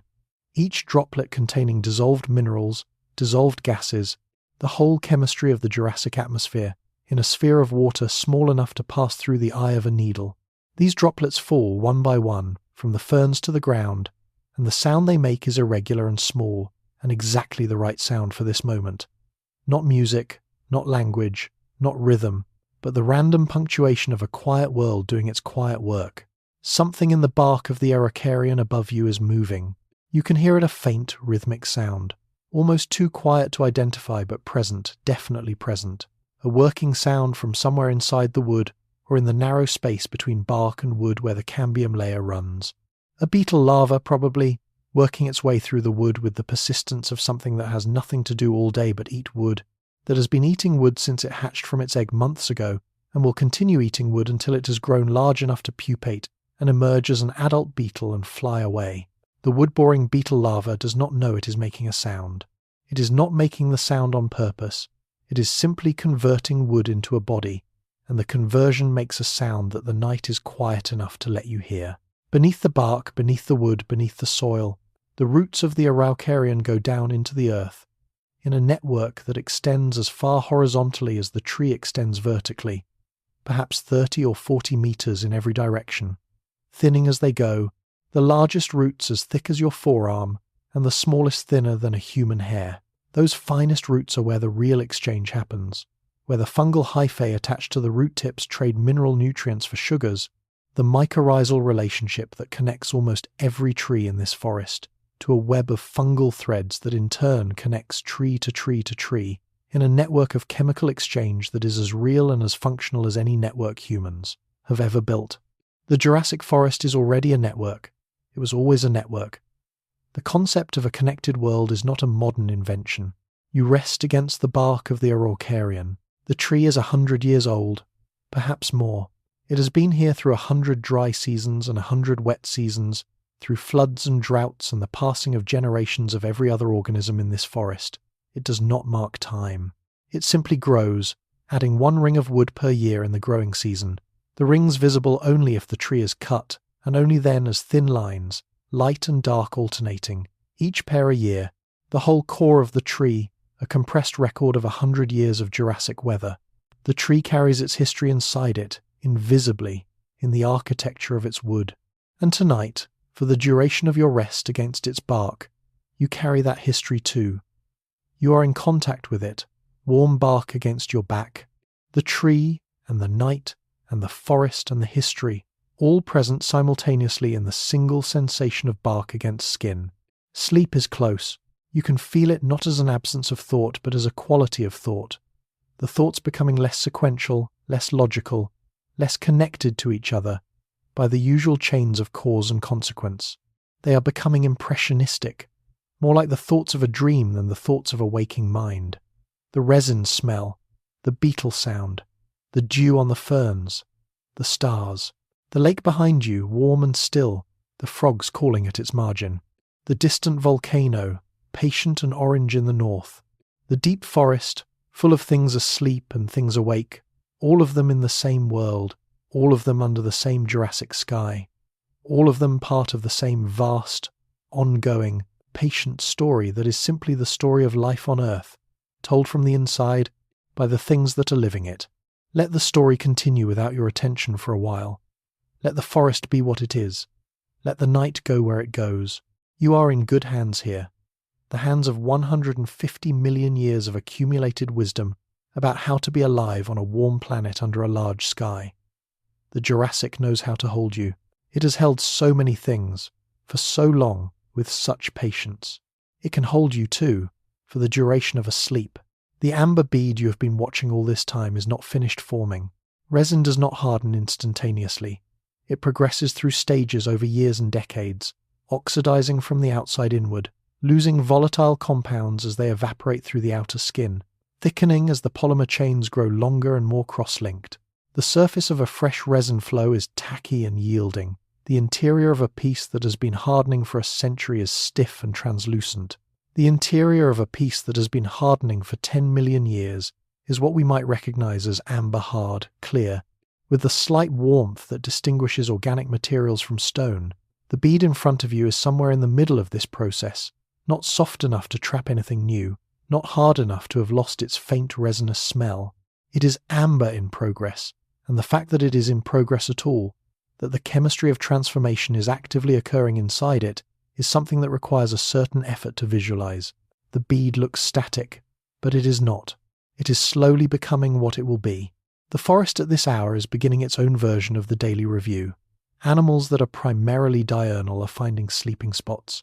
Animals that are primarily nocturnal are becoming active. The transition between these two communities, the passing of the forest from the day shift to the night shift, is not abrupt but gradual. The two communities overlapping during the crepuscular hours when some of each are active and the forest contains its maximum density of moving, feeding, alert organisms. A small mammal Duramea, or something closely related, the earliest known ancestor of placental mammals, emerges from beneath the roots of a cycad and begins its crepuscular survey of the immediate area, nose working continuously, triangular ears rotating to track sounds, the whole small body tuned to a frequency of alertness that you can see in the tension of its posture even from a distance. It finds something in the leaf litter, eats it quickly, finds something else, pauses with the second item in its mouth to listen and assess, then resumes feeding. Feeding is what it does with every moment of safety. Feeding is what everything does with every moment of safety, in the Jurassic as in every other time, because metabolism is continuous and the fuel for metabolism must be continuously replenished. You have been in this amber forest long enough to feel something like ease, not the ease of familiarity, because nothing here is familiar, but the ease of attention sustained long enough to become comfortable with what it attends to. You are no longer surprised by the shapes of the fronds, or the resine smell of the conifers, or the movements of small animals in the undergrowth. You have become, in a small way, calibrated to this place. This is what sustained attention does. It converts the strange into the merely unfamiliar, then converts the unfamiliar into the expected, and eventually, if it is sustained long enough, it converts the expected into something that feels almost like home. The Jurassic forest is not your home, but you have been here long enough that your nervous system has stopped treating it as a threat, and something in you has relaxed in response to that cessation of alertness. And the relaxation is itself a kind of rest, a preparation for the deeper rest that is coming. The sky before dawn has its own character in the Jurassic, distinct from any other time of day, and it is this: a quality of accumulation, as if all the darkness of the night has been gathering in the sky and has reached its maximum density in the last hour before light, a darkness so complete and so even that it has no gradations, no lighter and darker regions, just a uniform and absolute depth that seems to go on forever in every direction. And then, so gradually that you cannot identify the exact moment it begins, something changes. The east edge of the sky does not lighten so much as become distinguishable from the west edge. And then, a little later, the first colour appears. What colour? Not pink. Not yet. The first colour of the Jurassic dawn is a deep, saturated indigo that is barely different from the black that preceded it, but different in a way that you feel before you see a quality of depth that the sky previously lacked, a sense of space opening in the direction of the approaching sun. Then the indigo shades to violet. Then, over the course of perhaps 30 minutes, the violet gives way to the warm spectrum, not all at once, but in layers, each layer revealing the next. The sky a demonstration of the spectrum from west to east, dark violet to warm amber where the sun is coming. The Jurassic atmosphere was not exactly the same composition as the modern atmosphere. The oxygen level was somewhat lower, perhaps around 16% compared to today's 21%, a difference that would be noticeable during sustained physical effort, less so at rest. The carbon dioxide level was higher, as already noted, 2 to 8 times the pre-industrial level. The nitrogen level was roughly similar. The ozone layer existed, but was perhaps less robust than today's, though the sun was also slightly less luminous. The sun has been gradually brightening over its lifetime, and the Jurassic sun emitted slightly less energy than the modern sun, which partially offset the greenhouse effect of the higher CO2 and contributed to the regulation of the climate within habitable bounds. Here is a fact about the Jurassic atmosphere that carries a particular kind of wonder. The oxygen in every breath you take has a lineage. It was produced by photosynthesis, by organisms that took carbon dioxide and water and sunlight and made organic compounds and oxygen as a byproduct. The oxygen in the Jurassic atmosphere was produced by the same process, by the same molecular mechanism, using the same light-absorbing pigment chlorophyll that photosynthesizing organisms have been using since the Precambrian. The oxygen you breathe tonight, in the Jurassic, was made by the forests around you and the plankton in the warm sea and the algae on the reef. The air is a product of life, and life is a product of air, and the two have been making each other for as long as there has been either. The first birds or proto-birds, or the things that will eventually lead to birds, are already waking in the canopy above you. Their waking precedes the dawn by some time, which is true of many birds and suggests that their biological clocks are more sensitive to the very earliest pre-dawn changes in sky luminosity than mammalian eyes are. They begin with small movements, a ruffling of feathers, a shifting of weight from one foot to the other, a turning of the head, and then, gradually, they begin the vocalizations that in a later world will become the dawn chorus. In the Jurassic, the dawn vocalizations are simpler, not the complex, learned songs of songbirds, which are a product of much more recent neural evolution but calls nonetheless short repeated, species-specific sounds that function as territorial announcements, mate-locating signals, the basic audio broadcasting of presence. You listen to these calls in the pre-dawn dark, and they are good to listen to. Not beautiful in the way that a thrush's song is beautiful, not complex in the way that a mockingbird's song is complex, but present in a way that reminds you that sound is information. That information is relationship, that the Jurassic world was full of organisms exchanging information with each other in ways that we have only recently begun to understand. The calls of the proto-birds are the beginning of birdsong, the first notes of a composition that will elaborate over 150 million years into every song that every bird has ever sung. The colours of the dawn sky have reached a state of particular beauty.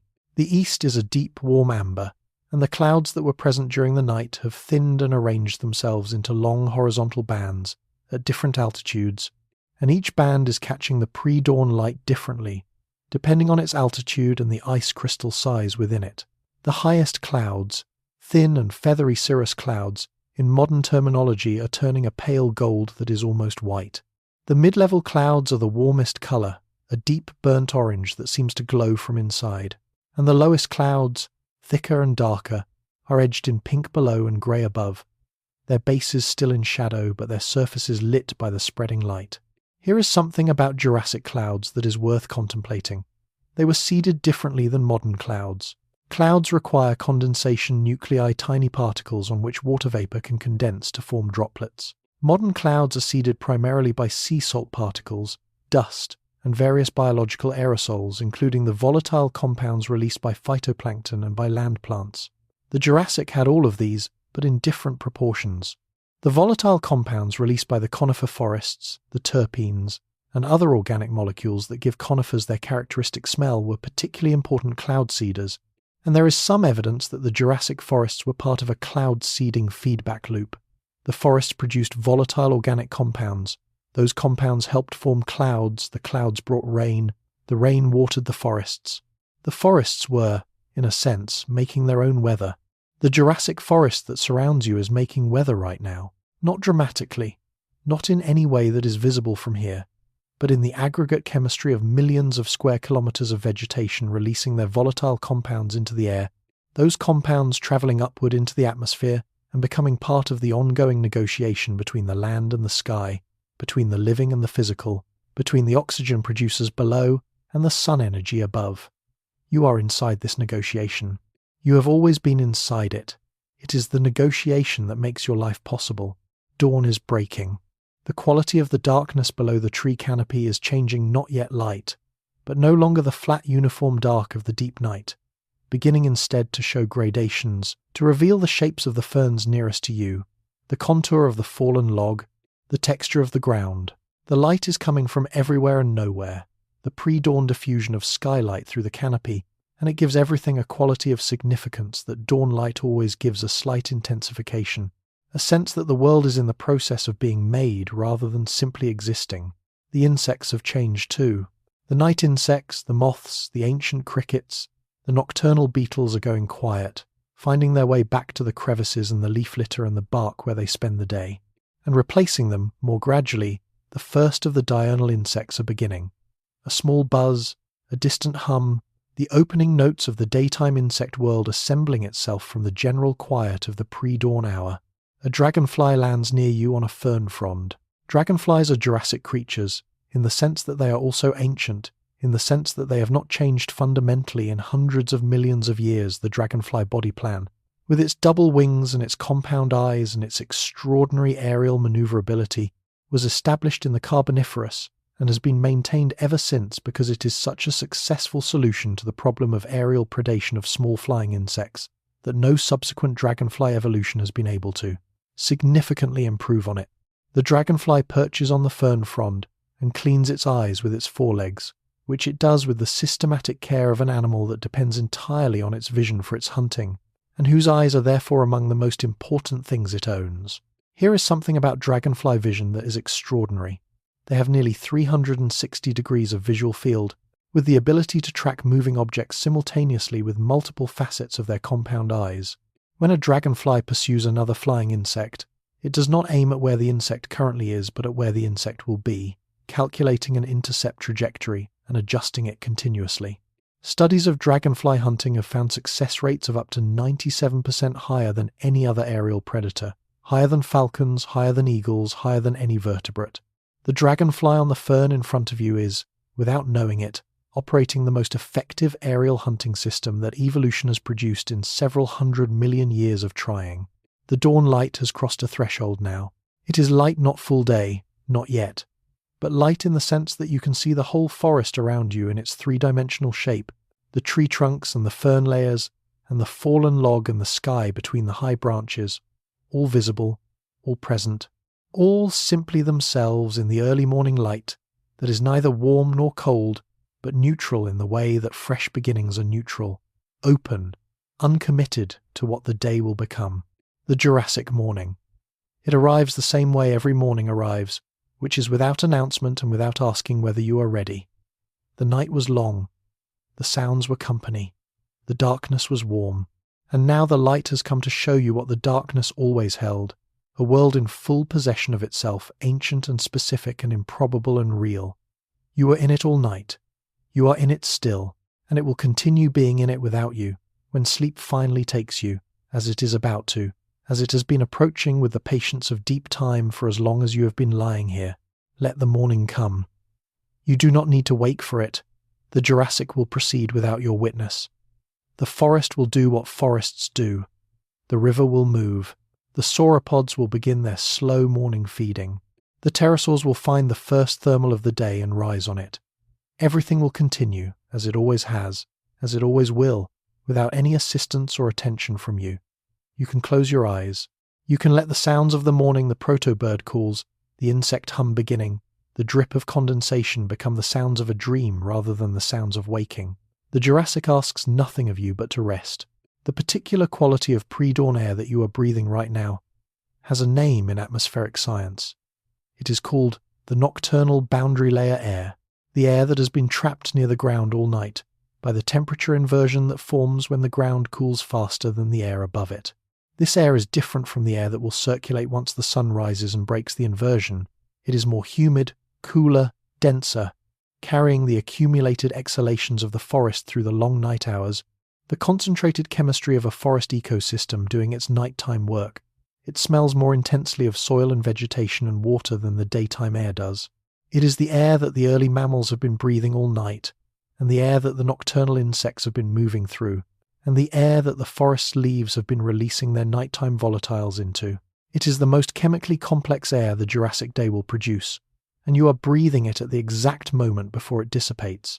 Here is a fact about the Jurassic atmosphere that carries a particular poetry.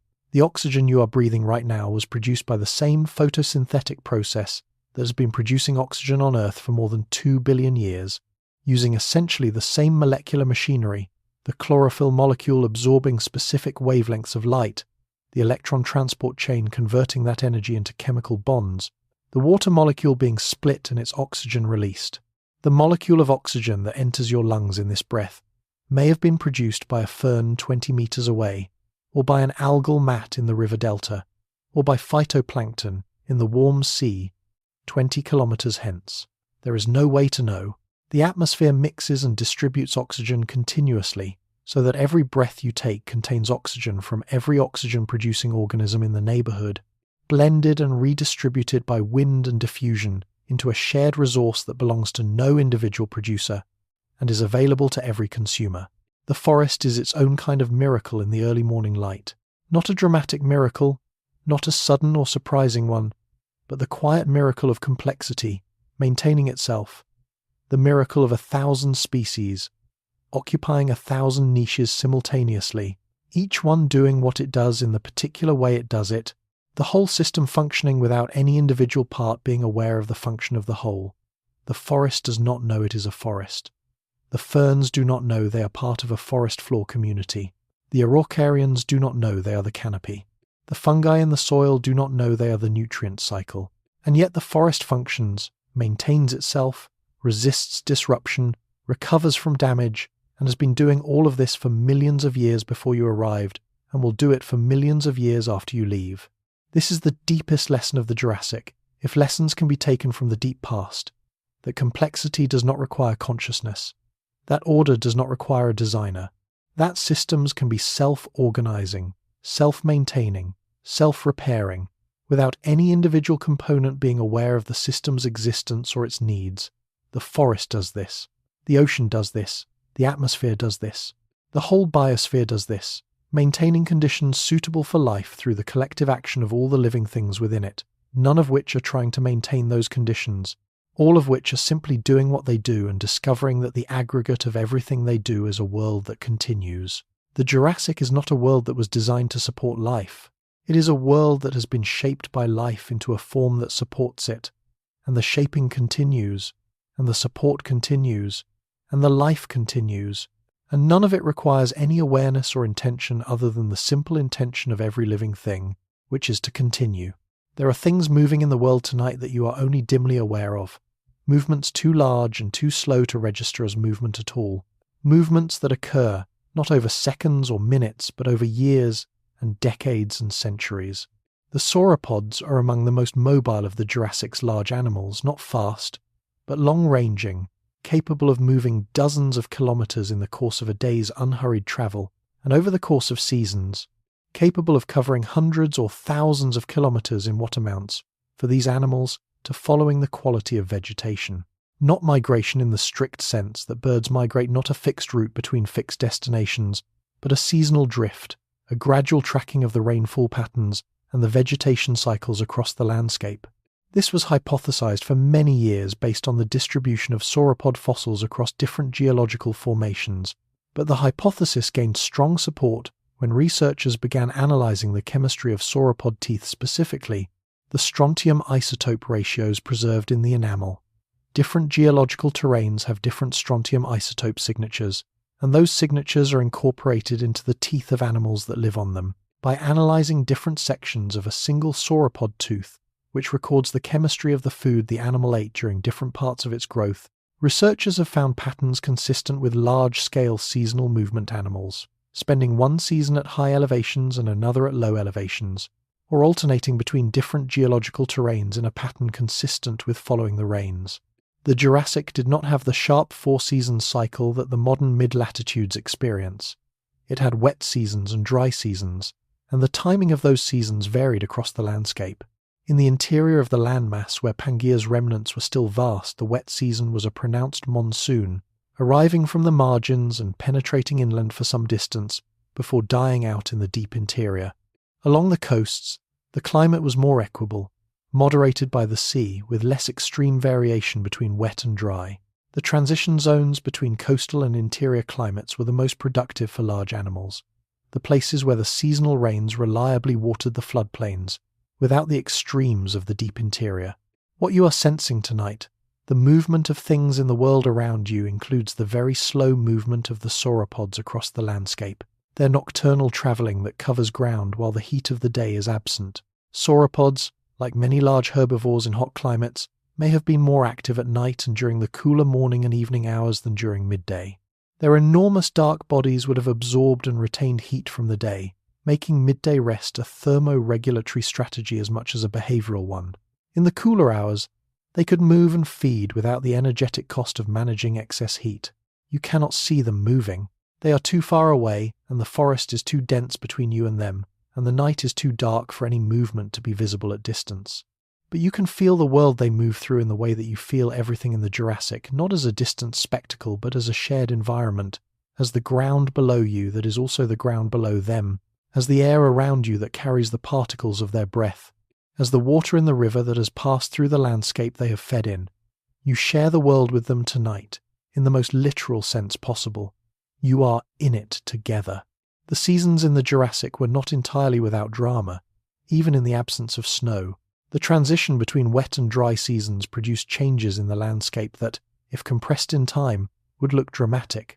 The floodplains that were lush and waterlogged at the peak of the wet season drying out over weeks as the rains departed, the rivers dropping in their channels, the vegetation that had been supported by the high water table beginning to show the signs of drought, the green landscape turning toward the more ochre tones of dryness, the ferns dying back in the exposed sections while surviving in the river margins and the shaded valley floors. And then, months later, the return of the rains and the recovery, the rapid greening, the growth explosion of vegetation that had been waiting for water, the rivers rising and flooding their plains, the sauropods moving back from wherever they had been, following the green. Here is something that the fossil record shows about Jurassic ecosystems that might seem counterintuitive. They were not always in balance. There were boom and bust cycles, regional crashes of vegetation, and subsequent crashes of herbivore populations, recoveries and expansions, the full range of ecological dynamics that modern ecosystems show. The Jurassic was not a stable, unchanging paradise. It was a dynamic, fluctuating system that happened to have enough resources and enough resilience to maintain its general character across millions of years, while constantly varying in its specifics. The individual year could be a drought year or a flood year. The individual decade could be a decade of expansion or a decade of contraction. The million-year average was richness, but the individual moment was whatever it was. This is true of all ecosystems, including the ones you live in. The stability of nature that we sometimes think of as its natural state is a statistical stability, an average over many fluctuating moments. The individual moment is always in flux. The forest you are resting in right now has been hit by storms and droughts and fires and floods, and it has recovered from all of them, and it will be hit again, and it will recover again, because the general conditions of the Jurassic favour forest in this location, and the forest will return as long as those conditions prevail. The stability is real. The fluctuation is also real. They are different descriptions of the same thing, seen at different timescales. The moon has come out from behind the clouds. It is past its zenith and heading west, and its light on the forest floor is the silver blue of moonlight everywhere.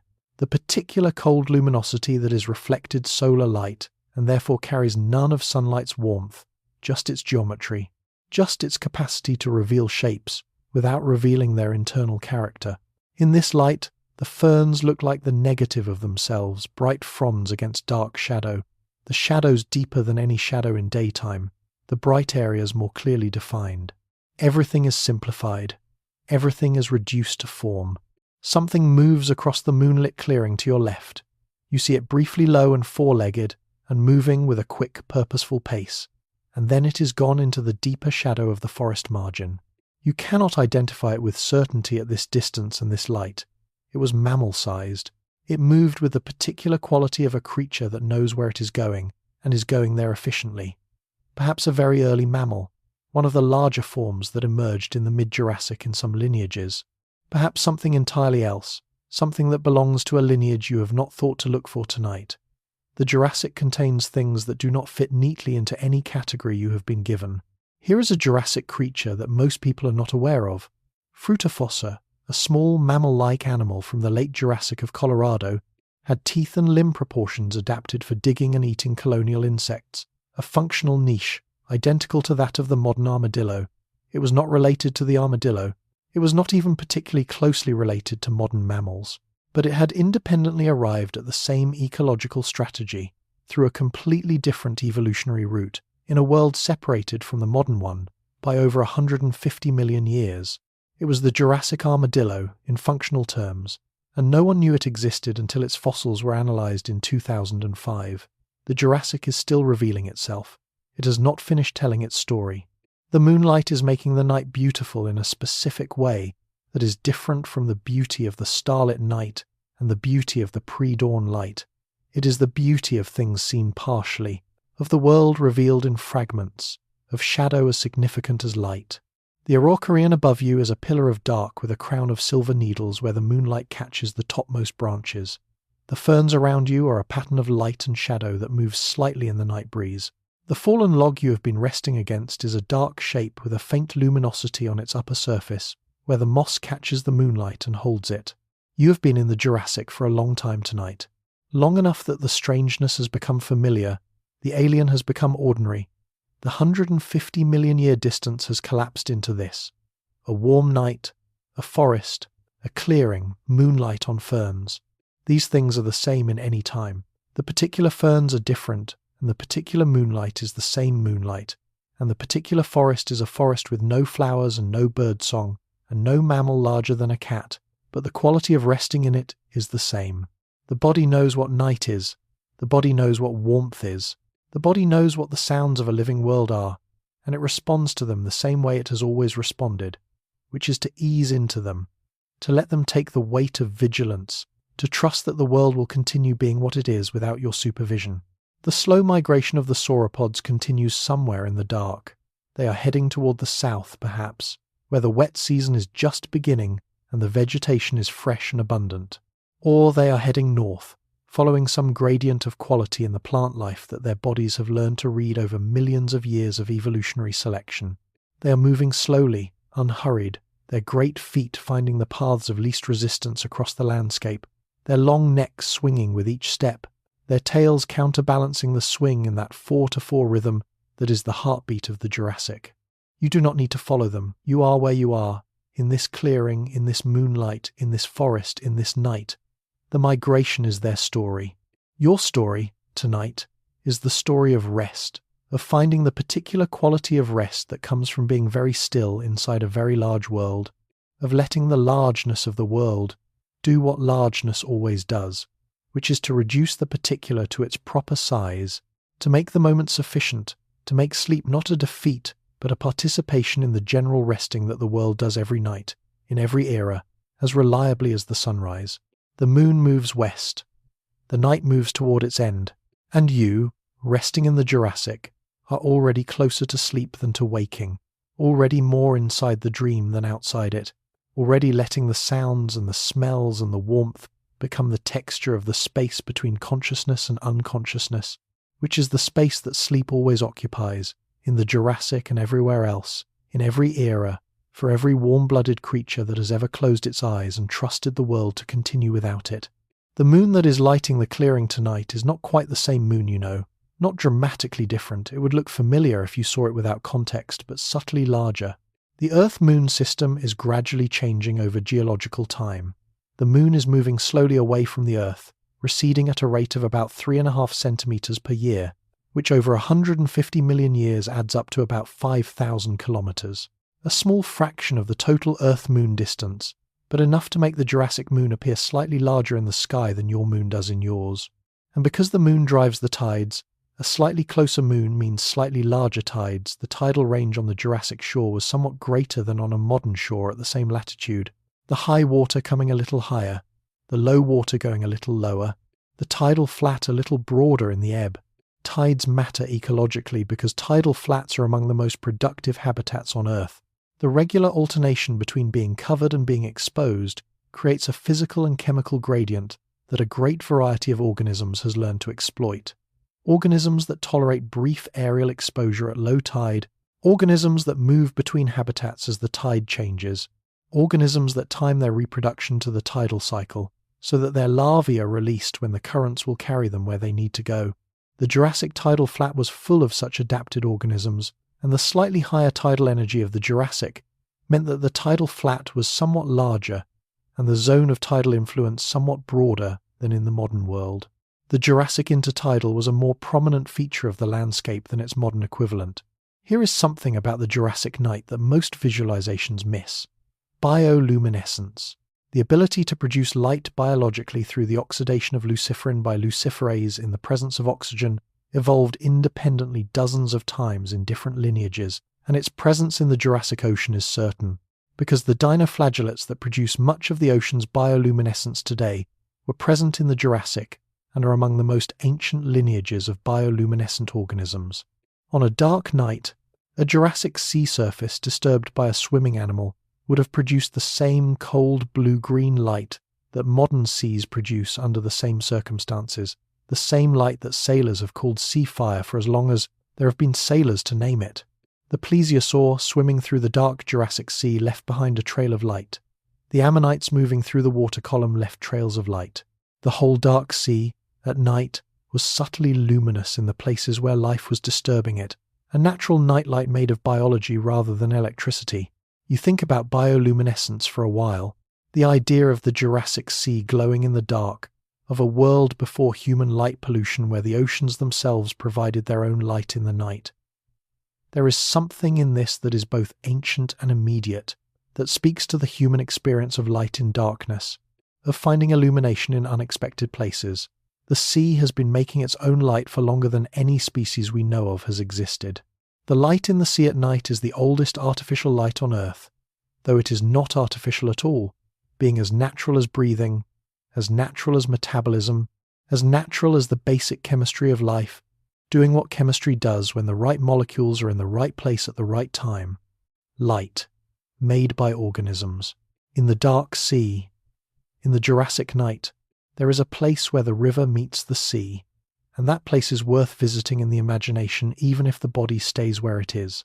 The delta, where the river finally delivers its long-carried load of sediment and organic matter and dissolved chemistry to the ocean, is one of the most productive environments on Earth in any era, and in the Jurassic it is no different.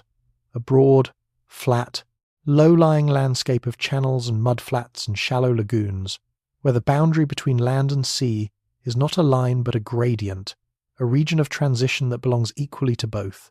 The delta mud is remarkable stuff. It is the collected chemistry of the entire watershed, every mineral dissolved from the bedrock upstream, every piece of plant matter carried from every forest and fern, meadow and floodplain. Every ion and molecule that rain has washed from every surface in the river's catchment area, deposited here in layers by the slowing current that no longer has the energy to carry its load. The delta builds itself from this accumulated material, growing seaward year by year as the river delivers more sediment than the sea's currents can carry away. In the Jurassic Delta, life is dense. The organic matter in the mud supports enormous populations of invertebrates, worms that live entirely within the sediment, bivalves anchored to the mud surface, crustaceans that move across the mud-flat surface at low tide, picking through the rich organic matter with their clawed appendages. Above the mud, in the shallow water of the lagoons and the tidal creeks, small fish school in numbers that stain the water with their presence, silver and constant and quick. Above the water, the creatures of the air, the pterosaurs, the protobirds, the large insects move through the space between water and sky, harvesting the abundance from both. The delta at dawn, and you are imagining it now as the dawn develops around you in the forest, the light building in the east, the birds beginning their calls. The delta at dawn is the most active. The delta gets. The tide has been going out through the night, and the mudflats are exposed. The wide grey-brown expanse of the intertidal zone, glistening with the thin films of water that remain in the depressions of the mudflat surface, marked by the tracks of things that have been crossing it in the dark. Crab-like arthropods, the webbed prints of something that walked upright, the sliding trails of worms returning to their burrows as the air dries. Here is something about Jurassic deltas that is extraordinary. They are where much of the Jurassic fossil record comes from. The same conditions that make deltas productive in life, the rapid burial of organic matter, the waterlogged sediments that prevent oxidation, the calm depositional environment that preserves fragile structures, also make them excellent preservers of death. Animals that died in or near the delta, or that were carried there by the river after death, had a much higher chance of being preserved as fossils than animals that died in the upland forests, where the chemistry was aerobic and the insects and bacteria and fungi were efficient enough to consume organic matter completely before it could be buried. The Solnhofen limestone of Germany, which preserved Archaeopteryx and many of the finest Jurassic fossils, was a lagoonal deposit, a body of calm, slightly anoxic water connected to, but partly separated from the open sea. The conditions there were, at the bottom of the lagoon, probably too low in oxygen to support significant scavenging communities, which is why organisms that fell into the lagoon were sometimes preserved whole, their soft tissues replaced by minerals before they could be consumed. The Jurassic was preserving itself, in places, with extraordinary fidelity, creating the archive that paleontologists would eventually read. The sun is almost up. You can feel it rather than see it. The light in the east has gone from grey to pale gold to a warm amber that suggests the sun is just below the horizon, preparing to appear. The quality of the light in the forest has changed dramatically over the course of the last hour.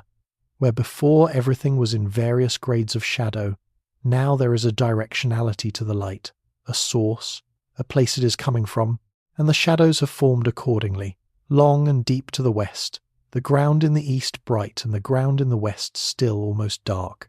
The protobirds in the trees have been calling for some time. Their calls are overlapping now, creating something that is almost a chorus.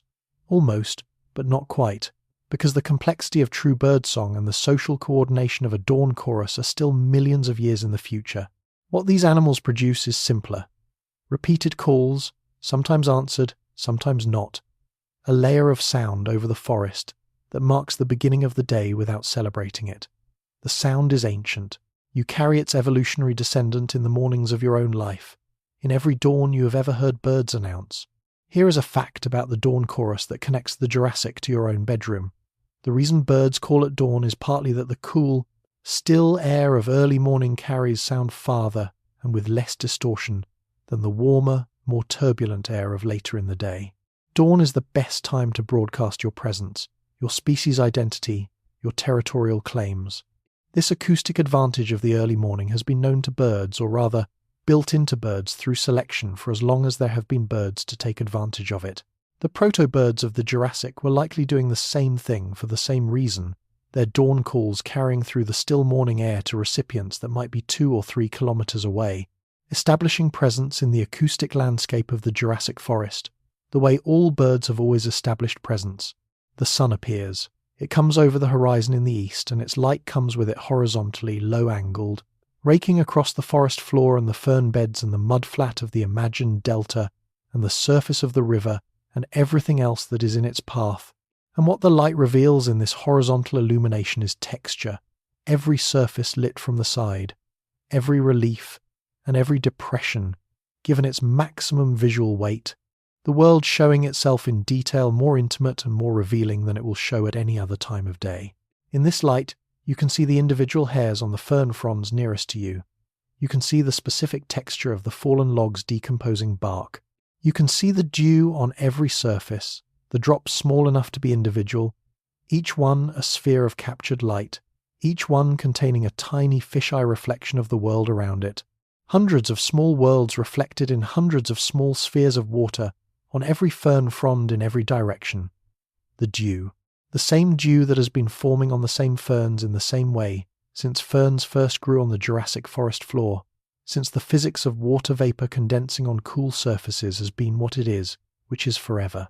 You have been here a long time.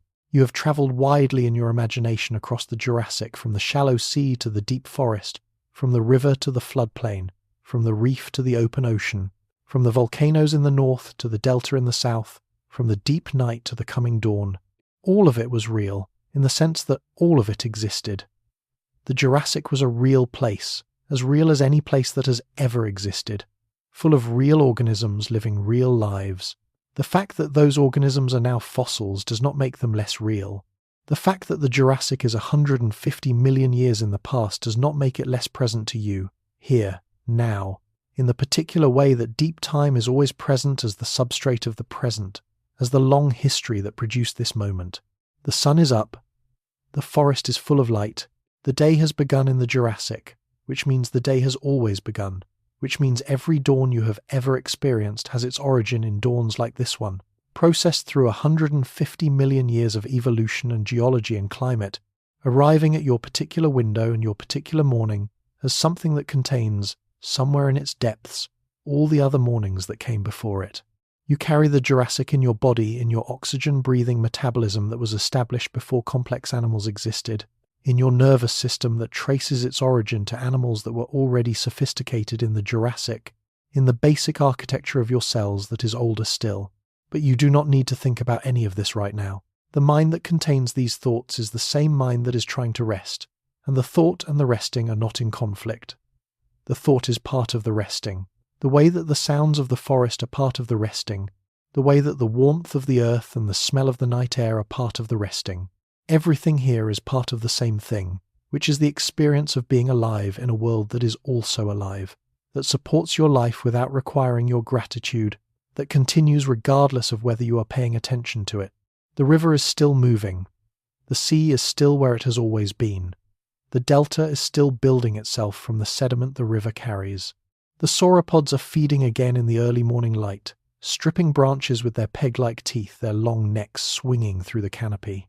The Allosaurus has eaten and rested and is eating again or resting again, its enormous body doing the quiet metabolic work of a large predator between hunts. The ichthyosaurs are somewhere in the warm sea, and the plesiosaurs, and the ammonites in their spiral shells, and all the things in the reef and the deep water and the dark seafloor. The early mammals are back in their burrows, waiting for dark. The protobirds are calling in the canopy. The dragonfly is hunting in the morning air. All of it continues. All of it has always continued, and you are resting inside it, in the particular rest that comes at the end of a long journey through deep time, a rest that is warm and complete and entirely without obligation. Sleep now. The Jurassic will keep. The ancient world will hold its shape until you are ready to leave it, and when you wake, it will still be here, in the rocks and the fossils and the living descendants of the things that flew and swam and walked through this ancient world, still carrying forward the long project of being alive. The delta at this hour, in the imagined hour before full dawn, in the hour when the tide is returning to the mudflat and the birds are beginning their calls, the delta is doing something that no single observer can take in fully. It is being three things simultaneously: a terrestrial landscape, an aquatic habitat, and something between the two, a transitional zone that belongs to both elements and neither. The organisms that live here have all evolved to exploit this ambiguity, to take advantage of the resources of both land and water without being entirely committed to either. The crocodilians are the most obvious example, but they are not the only one. Various insects, certain fish, the early birds and proto-birds that fish along the tidal margins, the crabs and crustaceans of the intertidal zone, all of these are boundary organisms, adapted to the boundary, dependent on the boundary existing. If the boundary were removed, if the sea retreated entirely, or if the land were inundated entirely, they would lose their habitat, and with it, the particular ecological niche they have spent evolutionary time adapting to. Boundaries are where the most interesting biology happens. Not the middle of the ocean, not the middle of the continent, not the most typical example of any habitat, but the edge, the margin, where one thing becomes another, where the resources of two habitats are accessible from a single location, where the physical and chemical gradients are steepest, and therefore provide the most varied set of conditions for organisms to adapt to. Ecologists call this the edge effect, and it is one of the most robust patterns in ecology. The margins between habitats tend to have more species, higher productivity, and more complex interactions than either of the habitats they border. The Jurassic Delta is an edge effect made large kilometers of transition between land and sea. Each centimeter of that transition a different combination of conditions, each combination occupied by something that has made it its home. Here is something that the fossil record of Jurassic deltas tells us about the animals that lived there. They were taking risks. The evidence of this comes from the preservation of what paleontologists call trace fossils. Not the bones and shells of organisms, but the marks they left. Burrows in the mud, trackways on the mudflat, feeding traces on the substrate. These traces tell us what animals were doing, and what they were doing in the tidal flat was moving between the water and the land with a regularity that required behavioral sophistication.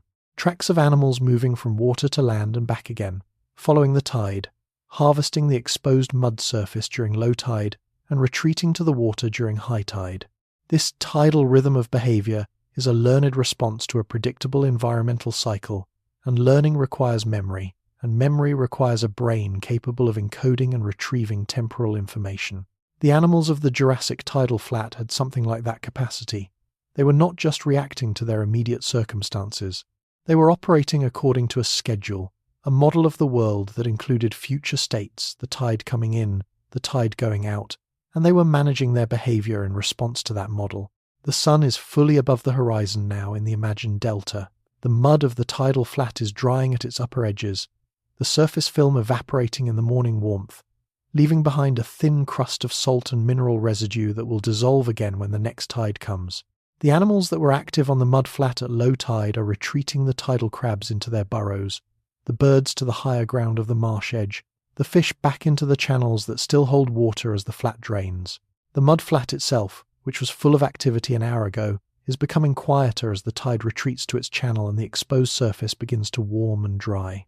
In a few hours, the tide will return, and the whole cycle will begin again, as it has always begun again, as it will begin again for as long as this delta exists, and tides move in and out of it.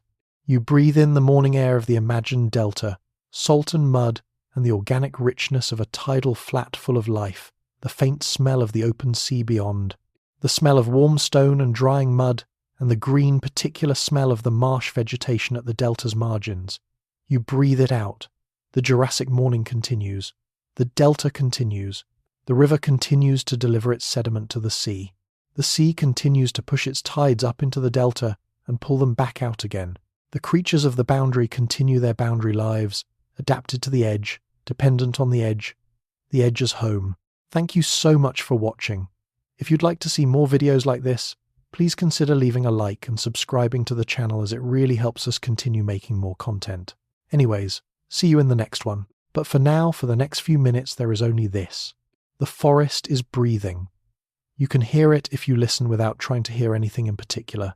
Not the individual sounds, not the river, not the insects, not the morning calls of the proto-birds, but all of them together, the collective respiration of a living world, the sound that every forest has made since forests first appeared on the land.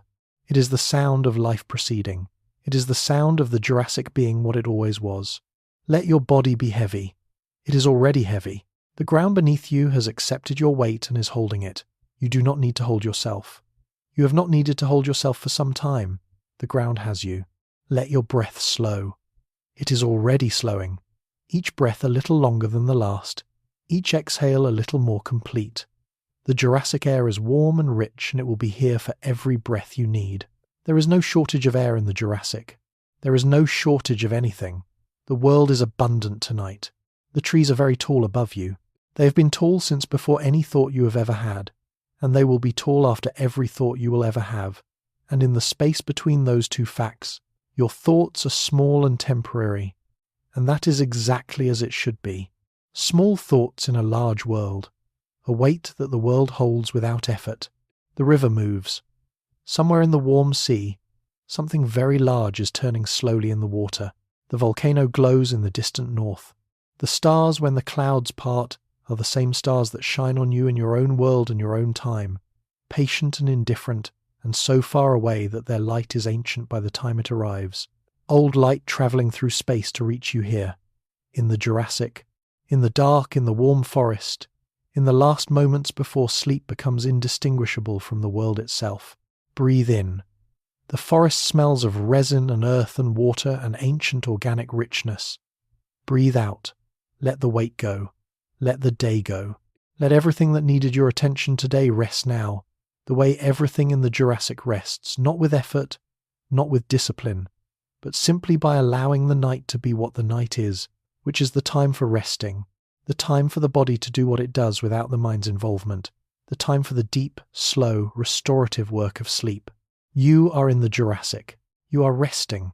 The world is 150 million years old around you, and it does not need anything from you. It simply is what it is. Let yourself be what you are, which is a warm, breathing, living thing that deserves rest. Let the forest hold you. Let the night hold you. Let the ancient world hold you in the way that only very old, very large things can hold, completely, without effort, without end. Sleep now. The Jurassic is waiting, and the night is long, and everything that was here before you arrived will still be here when you wake.